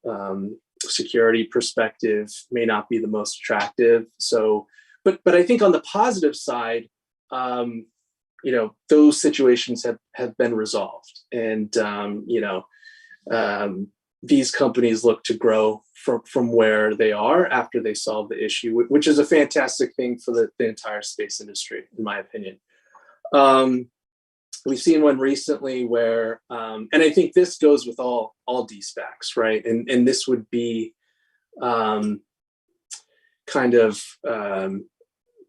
overstating projections or making potential misstatements in your growth or your timeline. And unfortunately, there can be some lawsuits that come of that. And I think that's just kind of the unfortunate nature of the beast when you are allowed to put projections in your statements for instance, a de-SPAC, which is another topic we can go into at a different point at appropriate time. But so those are kind of, I guess maybe more negative, but there are some positive things that come out of there. And then the positive thing to hit on my current event section here is this recent, it kind of was stemming from the Lockheed Aerojet termination. This report actually from, I believe it's Office of the President and not the DoD, which makes it sort of interesting, but also positive at the same time, is what they're calling a state of competition in the defense industrial base. And so I think one of the points they're hitting on, apart from the obvious scrutiny amongst mergers and consolidation in the industry, is promoting the small businesses, which to me that reads everything in space, right? Venture companies, small companies looking to grow, to increase competition. I think to me, that's what new space is all about. It's about creating these companies that are kind of changing the way that traditional primes or larger conglomerates have faced this. And we've seen it with, the DoD has partaken in this with, SDA and so forth, kind of having a mission statement of not looking for the 100% solution, but finding the 80% solution that can get to market faster. And I think the phrase sometimes is fail fast and then kind of correct yourself, course correct, and you come to a solution that's not 10 years down the road, but is effective today, because we can probably all agree that national security today is of utmost importance, I believe. And so, again, the last thing I'll say for that defense industrial base is that they hit on 5 key sectors that they're really focused on. They don't specifically call out space, but they call out things such as hypersonics, which is, essentially space, right? There's a lot to do with how you create missile defense systems, how you create hypersonics, and so forth, that has to do with space. And so, again, I think that is a very positive thing for the industry in general. So those are kind of my 5 mini topics. I'm happy to take any questions. Yeah, thanks, Doug. So one question is, how is investment bank investing? How does that differ from VCs? So, I mean, for most of the space sector, most of those investments are in the form of a venture raise. And so, maybe the handing over of the check is the same, but what is it that's different on everything else? Yeah, so from my perspective, and I tend to be candid sometimes, is that we don't have skin in the game. And I think that's sometimes unfortunate, that I feel it's unfortunate. But so if you think about it, the difference for us is that we are transactional based, right? So when I listed off the products such as M&A, equity capital markets, and debt, we help execute those transactions, right? And so for M&A, we receive a fee on whether we're on the buy side or the sell side. So we are with our client from the start to the finish. But at the end of the day, how we get paid is we get paid an advisory fee. So like I said, unfortunately, because I like space, we don't actually put dollars to work in an M&A transaction. Equity capital markets is very similar, right? So we are the conduits, wherever we sit on the deal, we are the conduits. If you're the pipe placement agent, if you're a SPAC advisor, or if you're the target advisor, it's unique in nature because both sides come together, both advisory sides come together because they all become one team because they want it to be successful. But we are going out to the investors, whether it be additional VC money, but you tend to see when it becomes a de-SPAC, you see a lot of institutional, right? You'll see a lot of BlackRock, you'll see Fidelity, T. Rose, that are putting a lot of that institutional money. And again, at the end of the day, we get a fee for our service. And the same thing goes with debt. We'll take some, this is the one thing where it differs. And it's more in leverage finance and really in leverage finances. We'll syndicate out. So we'll have a smaller hold and we'll syndicate out the rest of the loan. So it depends on how much we want to hold on our balance sheet. But that's, I guess, to answer your question in a long way, is that's when we'll put our dollars to work, is on the debt side.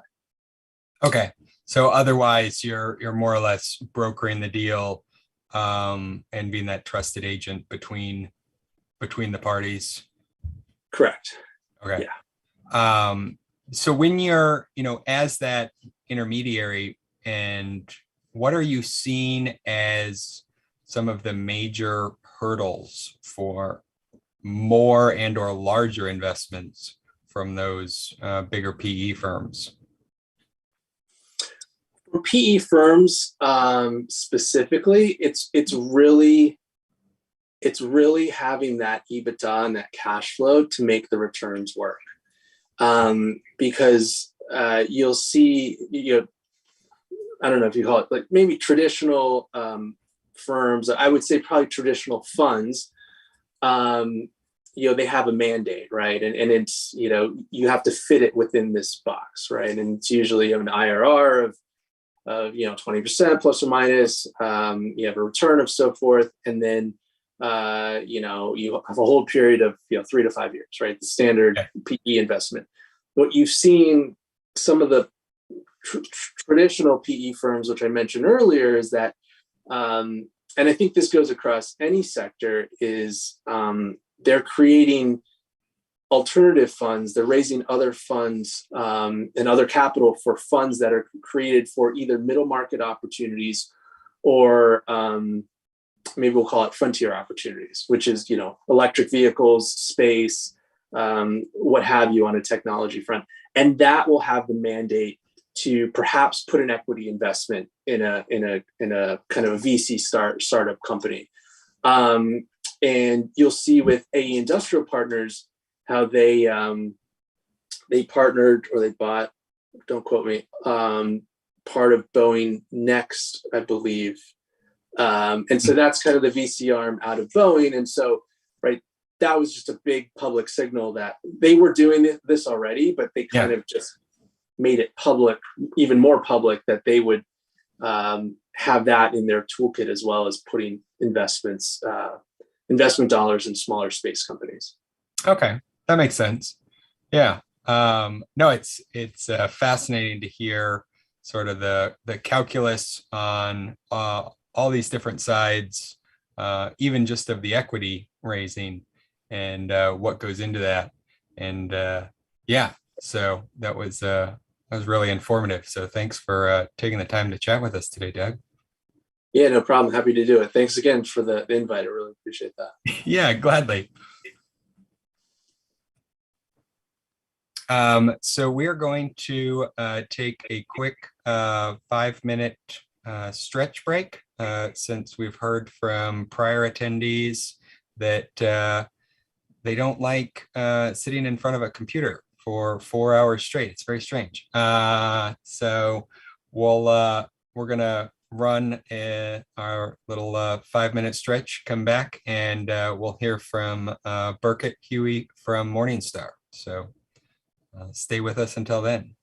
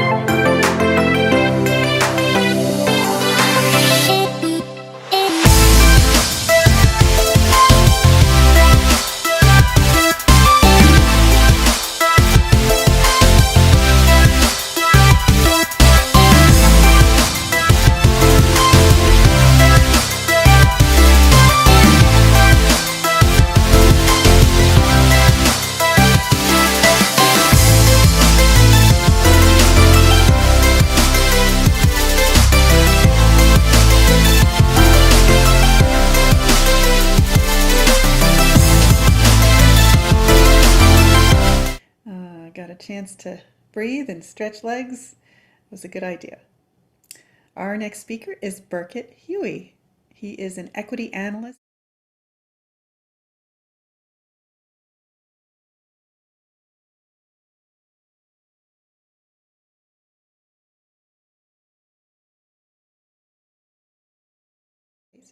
Prior to his current role, he was an equity analyst for the financial services team for Morningstar Research Services, LLC, and assisted in the coverage of REIT and banking companies. Huey holds a bachelor's degree in economics from Colorado College. He also holds the Chartered Financial Analyst designation. Burkett, thanks for being with us today. We're excited to hear what you have to say. Thank you so much for having me. I really appreciate the opportunity to share some thoughts. Great. Well, the screen is yours, and I'm excited to hear sort of about what Morningstar does. I've always known about the mutual fund analysis and scoring. Have always used those since I was about maybe 10 years old. I remember looking at those. So tell us about this particular wholly owned subsidiary, how it came to be, and what you do. Yeah, so Morningstar is maybe best known for its mutual fund ratings, but it provides a pretty diversified suite of ratings for equity, equities, debt, mutual funds, of course, and also acts as an asset manager in a separate capacity for for a variety of financial advisors, as well as 401k plans and others. So within my group, I cover aerospace and defense. So my primary focus is on Boeing and Airbus. Lockheed Martin are probably some of the highest, the most visible names, but I cover the aerospace suppliers, the airlines, which do actually have their own separate group in the S&P 500. I have visibility into pretty much the full value chain for aerospace and defense, and tangential exposure to following the commercialization of space, primarily through the defense prime contractors. Yeah, okay. So the Lockheeds, the Northrops, you're really seeing into that world. How much of your focus, given that you've got that entire value chain and now there's this like ringing noise coming from commercial space, how much attention does that get in your day, your week, your month, now that it's kind of this special thing going on?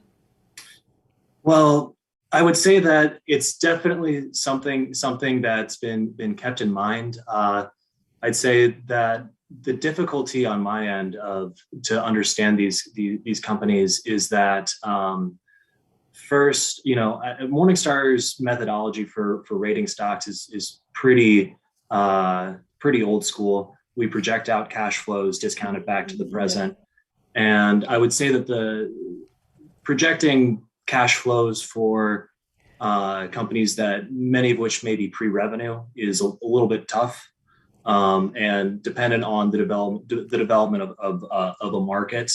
I guess what I would say is that I've definitely paid attention to these companies as they are partnering up with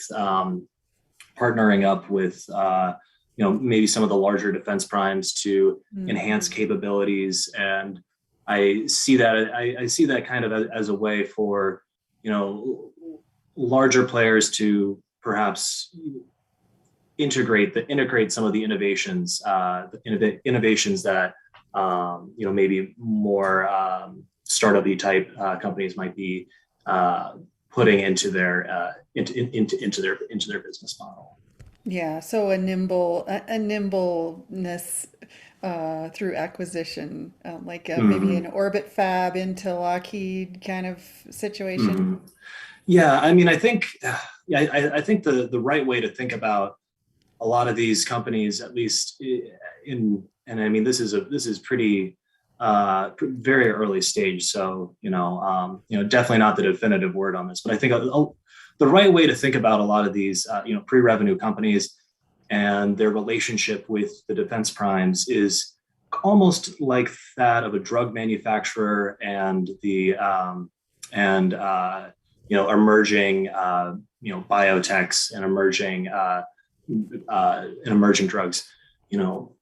It's really kind of tough to see at that early stage what the ultimate value of these target companies are and what the ultimate value of these IPs are, because either the product works and there is some value to it, or the product doesn't work and there is no value to it. Mm-hmm. And it's difficult as an investor on the outside to really have to see that, particularly if you don't like myself, I don't have specialized engineering experience. I'm a financial analyst. Yeah. So I guess I kind of view this as I view many of these companies as startup-y, the most similar kind of thing, I guess, is the relationship between biotechs and drug manufacturers, in that there's definitely an innovation pipeline out there getting developed. Perhaps it may get acquired, perhaps not. I was very interested to see that report from the president's office about mergers and acquisitions within the defense space yesterday. I don't think they touched too much on the relationship between the defense primes and emerging technology. I think it was focused on more prime to prime and prime to sub supplier. But I guess that's kind of how I've been thinking about things. Yeah, really interesting. Given the willingness to engage with these pre-revenue companies, are people friendly to just changing their expectations of what we should be looking at when we're investing? Sort of like in the real estate bubble or tech bubble back in the day. Talk a little bit about some more parallels there, and whether, how careful we should be in allowing this flexibility in looking at investments. Well, I mean, when I try to think about things, that valuing something with that's uncertain, I try to bring it back to the progression of free cash flow, mm-hmm. and how sure you can be in projecting it. Yeah. And a critical component of that is, maybe if you're not super certain about what the projection of free cash flow is, if the discount rate at which you're bringing back that free cash to the present is super low, as it was definitely in 2020 and for much of 2021, it doesn't really matter quite so much if you can't project things out. But as we're seeing 10-year yields rise, I think that the opportunity cost for holding risky assets is increasing. And I mean, you can see that in the U.S. 10-year yield. I mean, it's what, doubled in the last 6 months, I think. So, I guess that now I think that if there is IP out there, and I think that some of the engineers of the primes would probably be some of the best suited to determining what the value of this intellectual property actually is. Perhaps there's going to be an opportunity for partnerships at very nice valuations. Yeah. But ultimately, you're going to have to. But to do that, you have to have an opinion on what the underlying value of the intellectual property is. And as of right now, I certainly have a very tough time doing that. Yeah. And I'd imagine, and at least looking at the valuations of some of the de-SPACed companies, it looks like many other investors are looking at that as well. I don't cover directly into the emerging space companies, but Right. I certainly do follow their stocks, tangentially as they relate to my coverage. Yeah. So let's back up a little bit. Great answer on the changing interest rates, and the time horizon's really interesting. Go back a little bit to the nuts and bolts of your process for assessing space companies and the ratings. And then talk about, I guess, speaking of markets, talk about who uses them. Yeah. So, I like I said, I don't directly cover any of the space companies, but I'm happy to talk about aerospace, and I think it's probably going to end up pretty similar for space. Yeah. I guess I was thinking about this last night. I think the defining characteristic of the industry is just the massive research and development cost required to create a product. And I think from that, there stems a lot of different sub-factors within the industry. One of which is that it's really tough for competitors to replicate products once they're there. And frequently what you'll see with suppliers to aerospace products is that even if a product could be replicated, even if some widget on a plane could be replicated, it's really tough to change the design of a plane to fit this new widget, and the cost savings on that would be pretty minimal. So once you're in, it's really tough to unseat a company with a platform. So really, I think a lot of projections are based on supply and demand rather than competition among participants. I'd say a second factor is that because these products are pretty expensive, customers tend to be a bit, I'm not sure if price sensitive is the right way to put it, but I certainly would. I think that I don't think it's that astonishing to say that the reduction in price of launch services is probably a big driver of the increased demand for small satellites, and opening up. It makes some of these new use cases a little bit more affordable, and it makes some of these use cases make sense a little bit more than maybe it did in the 2000s. I'd say another defining characteristic of the industry is just the difficulty of customers to switch from supplier to supplier once they've integrated with a particular system, simply just because these products are so complicated and it takes a lot of training, and usually these products last years, if not decades. So it can be a little bit tough. It can be a little bit tough to. I guess that breeds kind of a conservative customer base, because when it's different than buying a candy bar in the grocery store. If you don't like it, the next day you can just go get a different kind.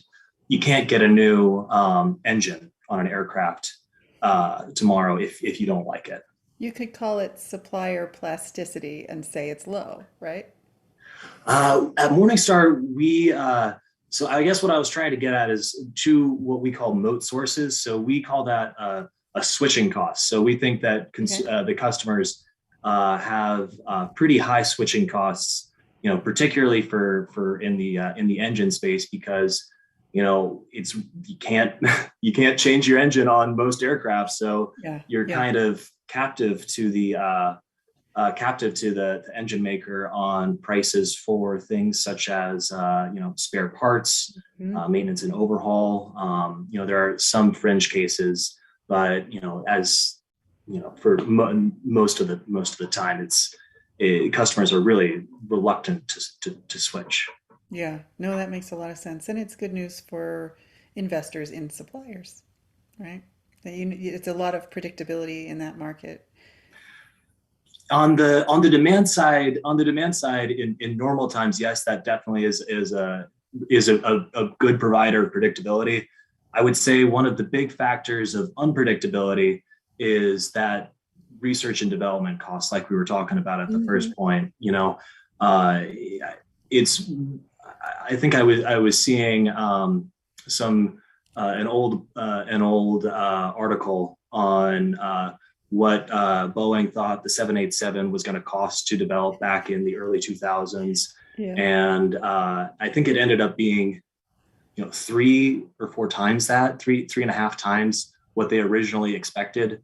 So, that's a pretty big difference on multi-billion-dollar development programs. So that's going to be a big swing factor in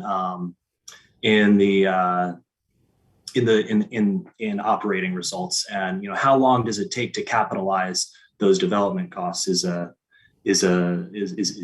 big factor. Yeah. When Ron Epstein was here the first time back in November, I don't know if you saw his talk today, but he talked about the fact that with space R&D, it's not typical R&D because it typically is government funded through a contract. There may have been some of that with 787, but the Starliner for sure was heavily subsidized R&D, and he saw that as a different kind of category. Can you talk about that a little bit? Yeah. So that's pretty analogous to what you see at a lot of the defense primes. Yeah. You see that with the F-35. You see that with a lot of development programs there. Traditionally, a lot of the R&D is sponsored by the government, and because of that, they're able to negotiate lower prices and kind of specialty deals with that. So I would say that the difference between commercial R&D and defense R&D is whoever pays for the intellectual property gets the intellectual property, and frequently, like for instance on the engine side, that's pretty much all private in most cases. You'll see that and because of that, you see pretty high margins on the aftermarket or spare parts, whereas on the military side of engines, since the government pays for a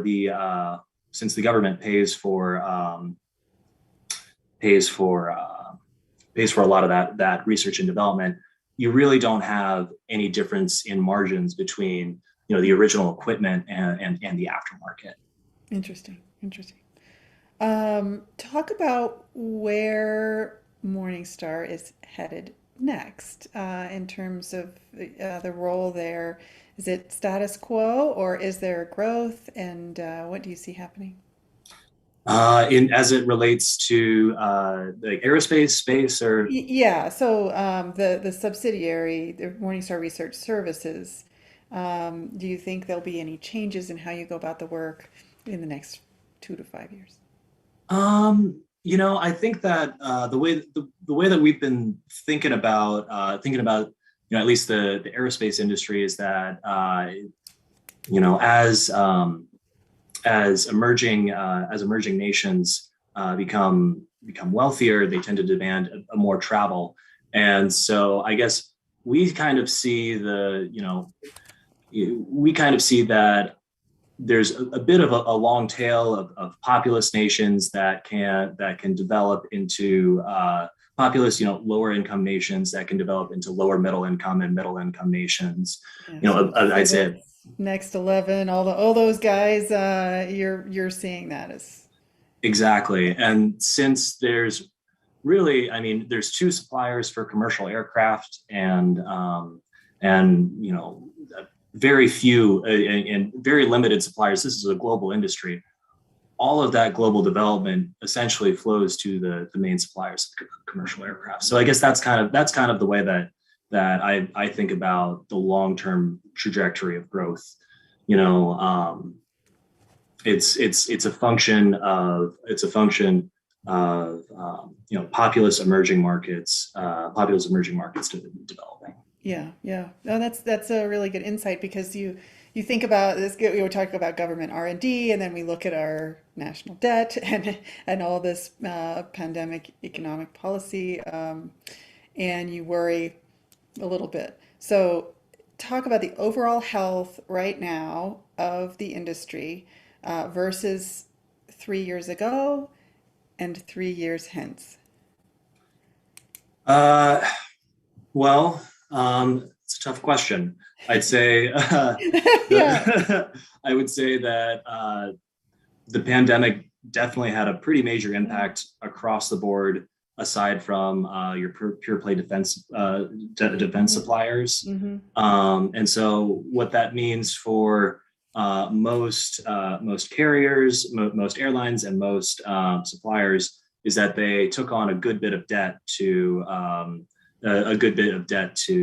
survive periods of low cash flow, while still working to invest in the future. That's it varies between industry participants, but so I'd say the story over the next 3 years for a lot of airlines, certainly Boeing, certainly many suppliers, is working to delever their balance sheet, with incremental growth in the industry. So I think that's probably going to be a big part of the story. Yeah. So when you specifically mentioned Boeing, major delays on multiple projects, issues, public, you know, public disgrace in some ways of their processes and procedures, that has borne out, even though it's separated from the space part of their business, in some of the accomplishments there. Um, you know, Obviously a wonderful company over the years. Talk about how that has affected the balance. There are so few airline suppliers, airline suppliers. Can you talk a little bit about how that has changed that dynamic and where you see that going? Yeah, so I would say that Boeing is a story unto itself. I could talk about that for another half hour if you'd like, Yeah. but I'd say that really the key parts of the story in the near term are getting 737 MAX deliveries in China.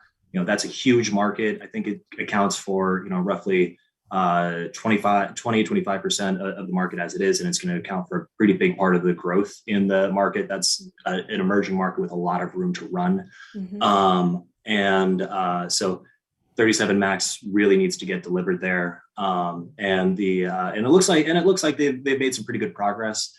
787, to my understanding, there's no new issues. It's getting their processes approved by the FAA.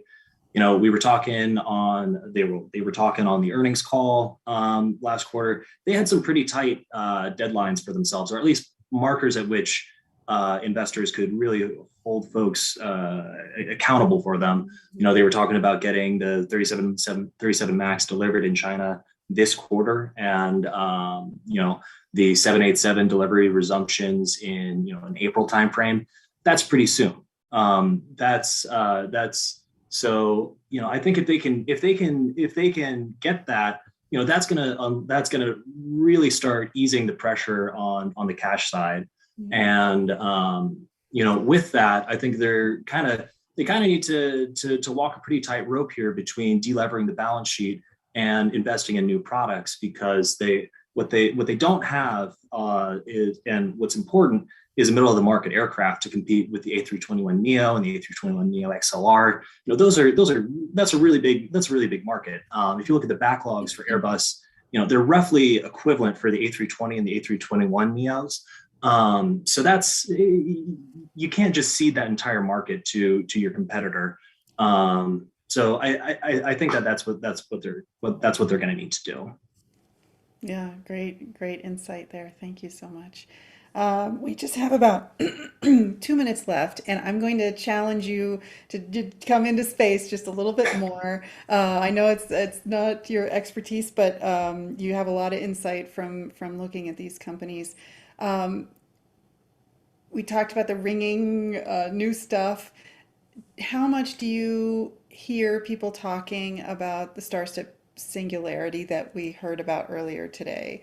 Um, so, do people believe Elon Musk's projections of the change in launch costs? And you referenced earlier that the changes in launch costs had an impact in the past.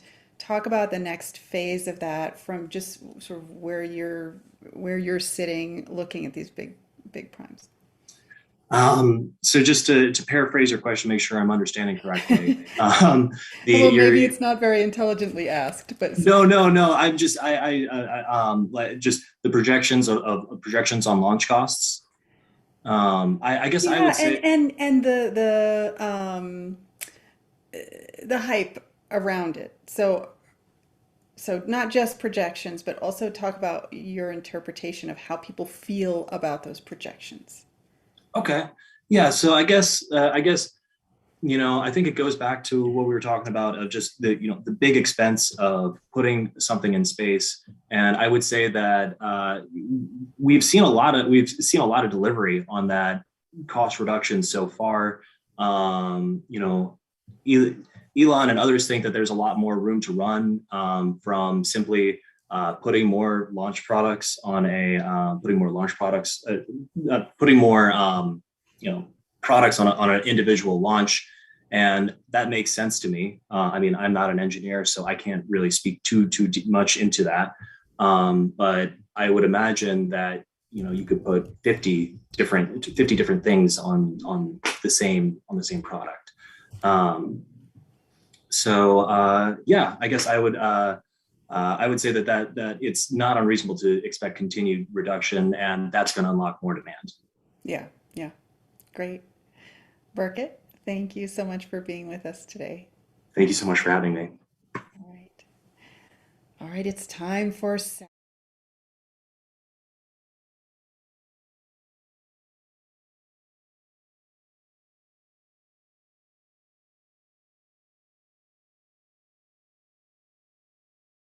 born in 1955. We don't get a lot of birthdays here, and grew up in an idyllic Ohio small town.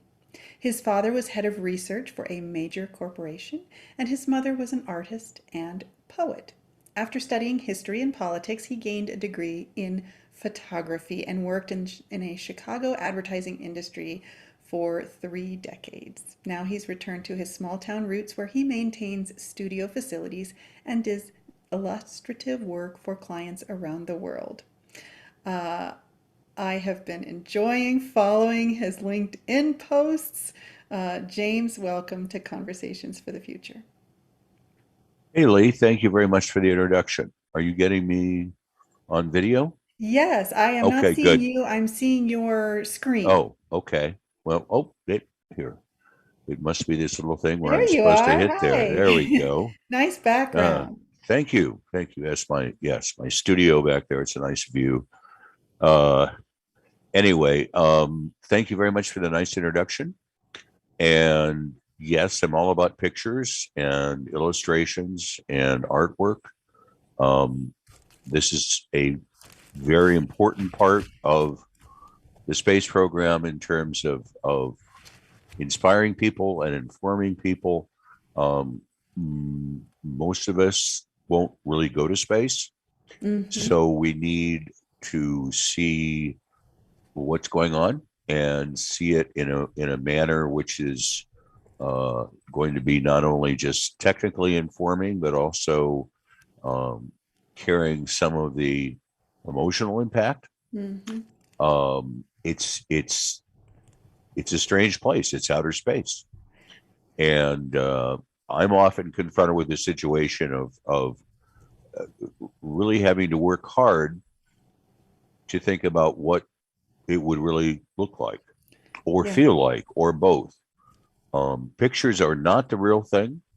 whether they're a photograph, a video, or a painting.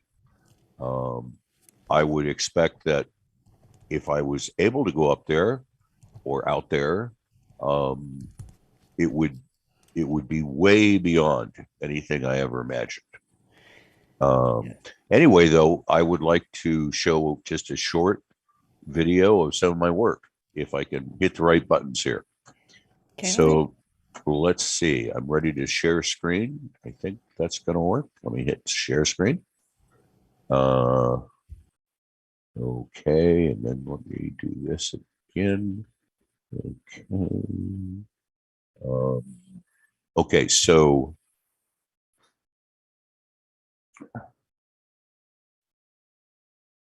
we're seeing your desktop. Right. Excuse me. Now we're seeing. Yes. I have to practice my buttons here. Oh, yes.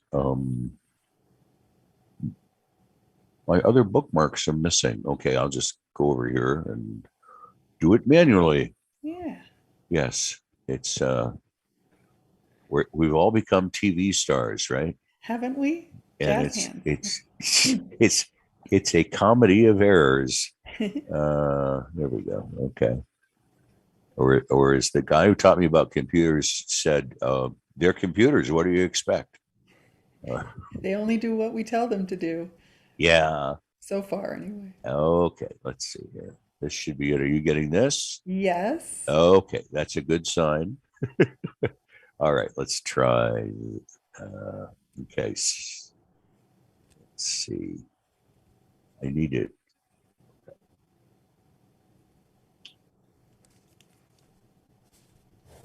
I've got, okay, let me see. All right. I can't, I've got a menu from Zoom covering part of what I have to access. On the side here with different people. Oh, let's see here. Hide thumbnail. Ah, there we go. The old hide thumbnail. Okay. There we go. Looking good. Getting the soundtrack? No.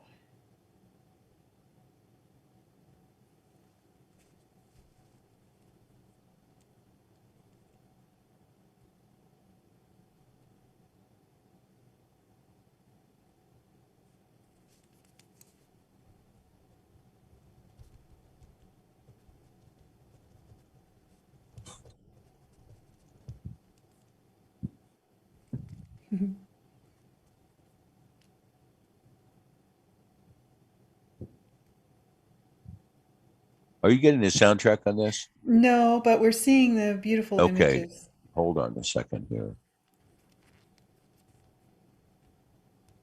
Oh.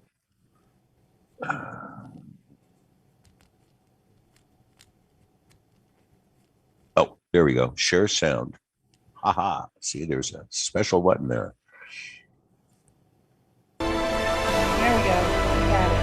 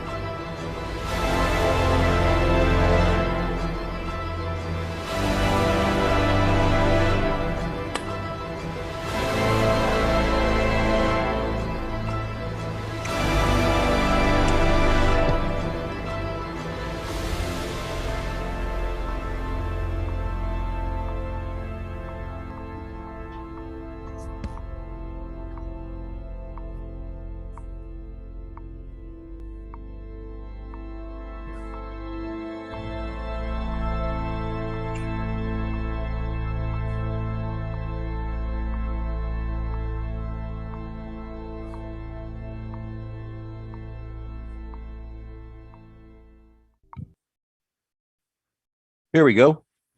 So that's some of what I do. It's wonderful. And interestingly, we just had conversations about customers today. We're talking about investing. I noticed that so many of your images have corporate logos on them. Right. Let's get the nuts and bolts. Talk a little bit about your business, the customers that you've had over the years, how that market has changed and evolved Uh-huh. Uh-huh. recently. Okay. Okay. So you want to know about the business? Okay. Um, my father used to tell me I was a really bad businessman. I was a good artist, but a bad businessman. He was a very good businessman. And I've tried all, I'm beginning to understand some of the stuff he was trying to teach me. Now, first off, some of those images, the layouts are um, proposed layouts. They weren't Yeah. necessarily ads that ran. Yep. And so selling space, selling the idea of space exploration, it has never really been that easy. It is easy for a certain amount of the population who's been enthusiastic, but even at the time of the landings on the moon and Apollo 11, the space program only enjoyed about a 50% solid support, and the other half of Americans were either skeptical or thought it was a waste of money. Yeah. So that's at the apex of the first golden age of the space program, and Neil Armstrong's putting his foot on the moon. So there's always going to be some people that don't care, Yeah. or they aren't interested, or whatever. And I'm concentrating mainly on trying to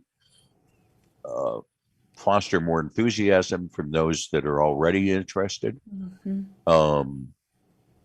as well as reaching out to those who really at this point are just not that well informed. If I walk around, I talk to normal people, and actually most people don't know we have a space station, and they don't know that there are 6 people up there. They're really surprised, sort of.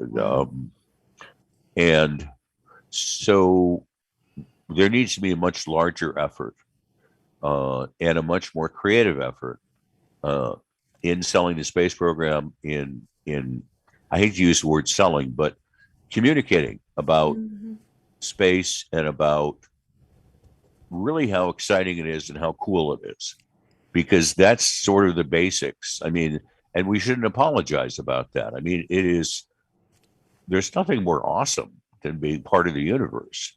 And I also have news for people. We are already in space. Okay. Yeah. We live in space. And we're just kind of poking around in our front yard a little bit right now.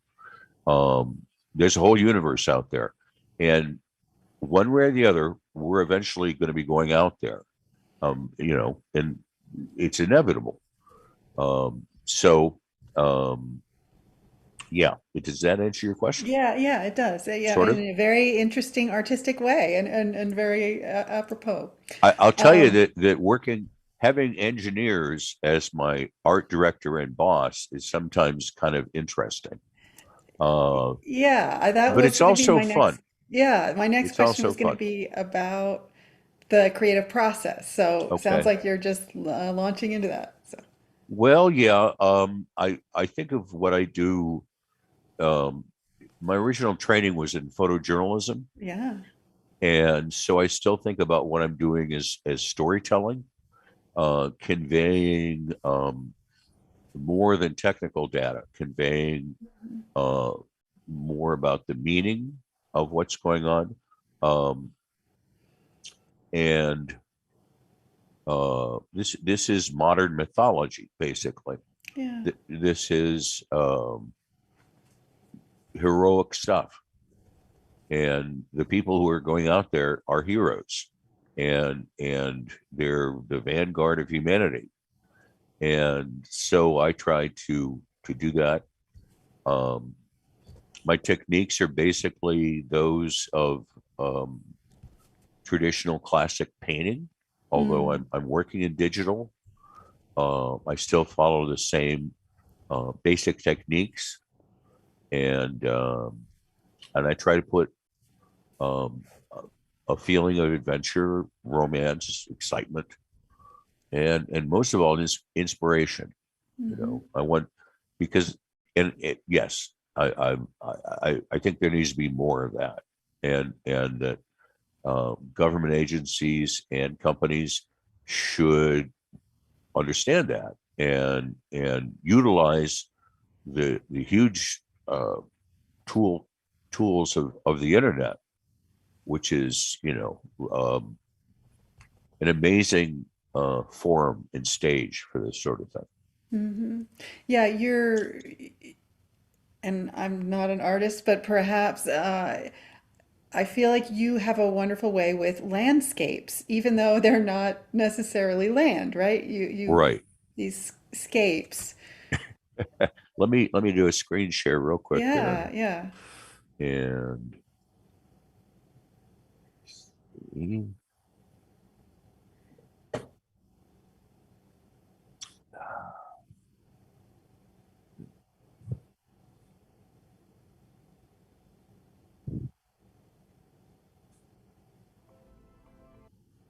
well, okay, let's, gosh and gollies. Oh, here, there. Oh, goodness. Okay. I don't know if I need that, so I better keep it. Um,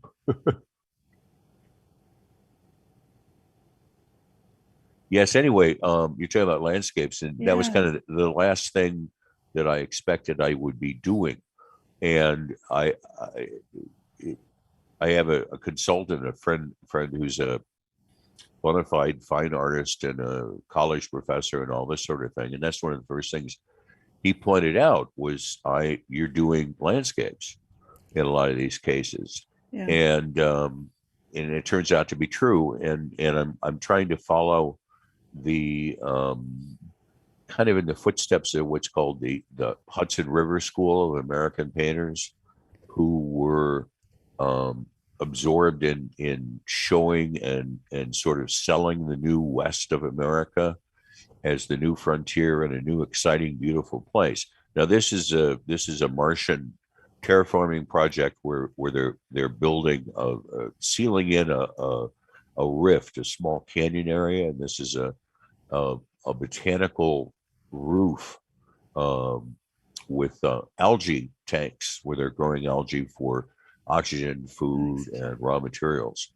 Um, and let's see, we also have, well, here's a good example here.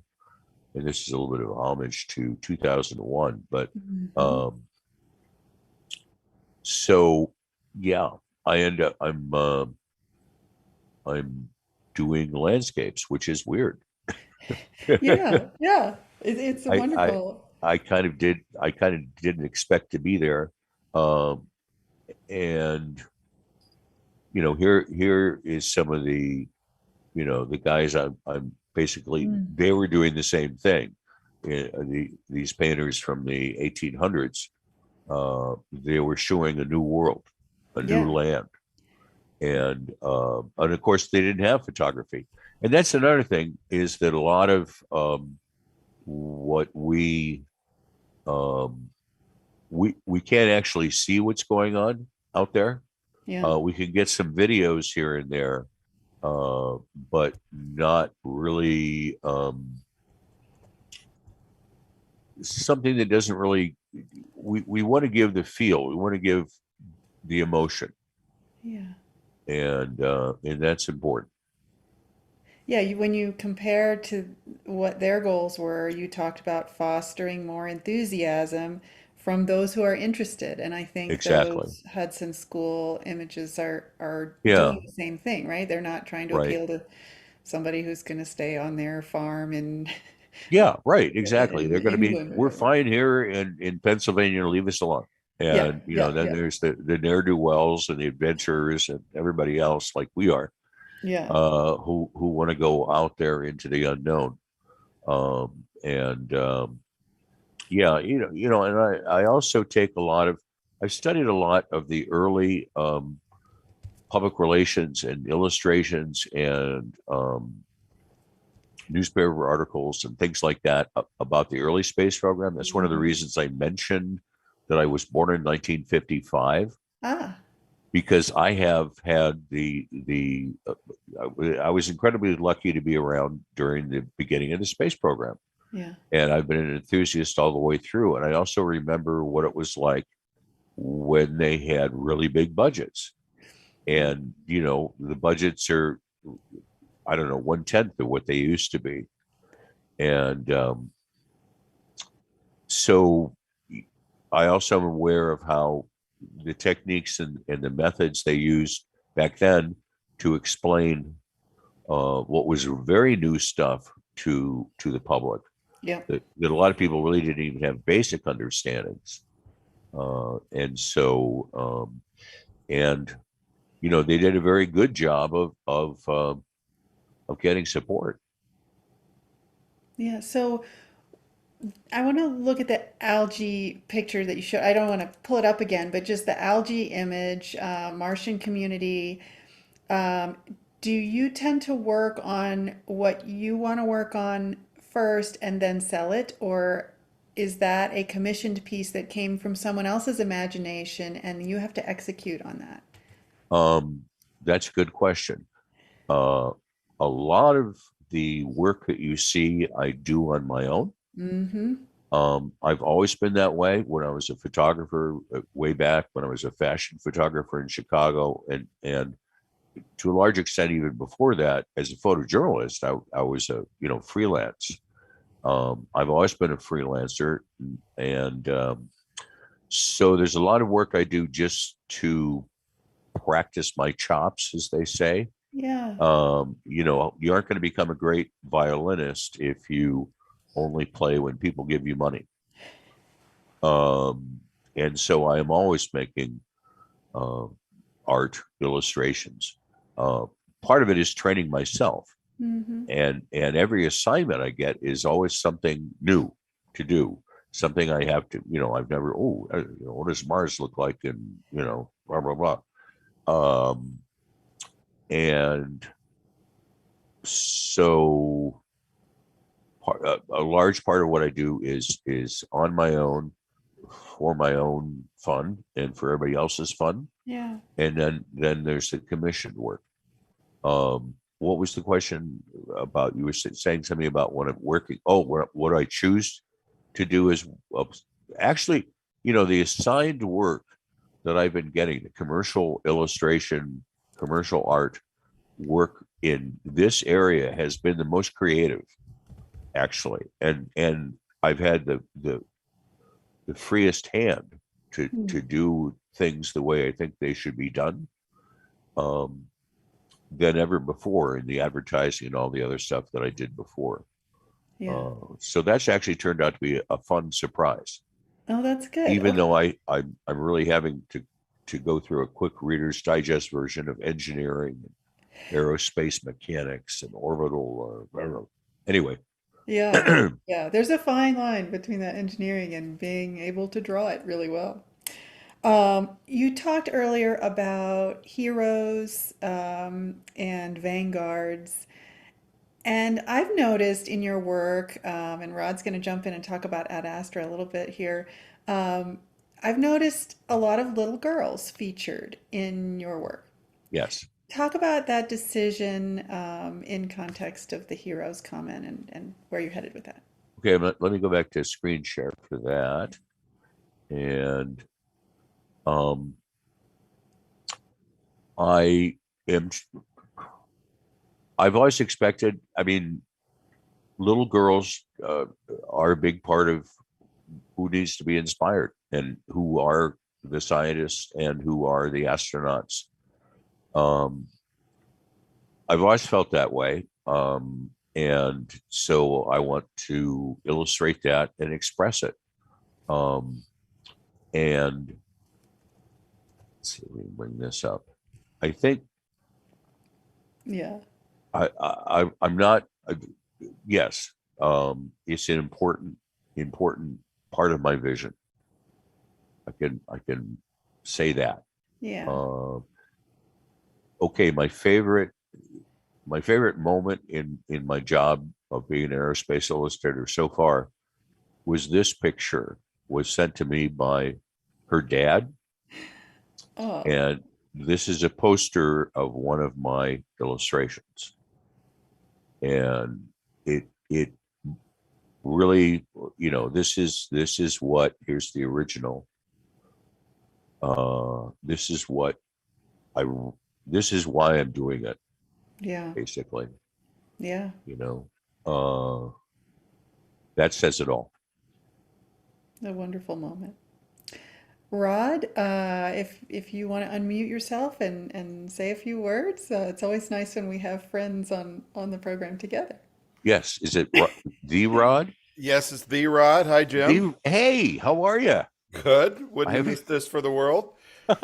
This is the first time I've actually seen you on video, so this is kind of exciting for me. I like your background. That's pretty cool. Very Jules Verne. You like that? Yes. So Jim and I have been working together for, I think, almost 7 years in one way or another. Yeah. And he's become the exclusive source of covers for Ad Astra, the magazine I edit. And occasionally I get questions about that from the people I work for. Why aren't you using somebody else? And there's lots of space artists out there, and come on and so forth. Jim, can you bring up, if you could screen share for a second, can you bring up the A-bomb picture? Oh, okay. Which, for reasons, it's a hydrogen bomb. It's a hydrogen bomb. Right. When I saw this piece of work that Jim had done, and his portfolio, by the way, has, I think at last count, about 6,000 images that he's done. The man's the most prolific person I've ever seen in the arts.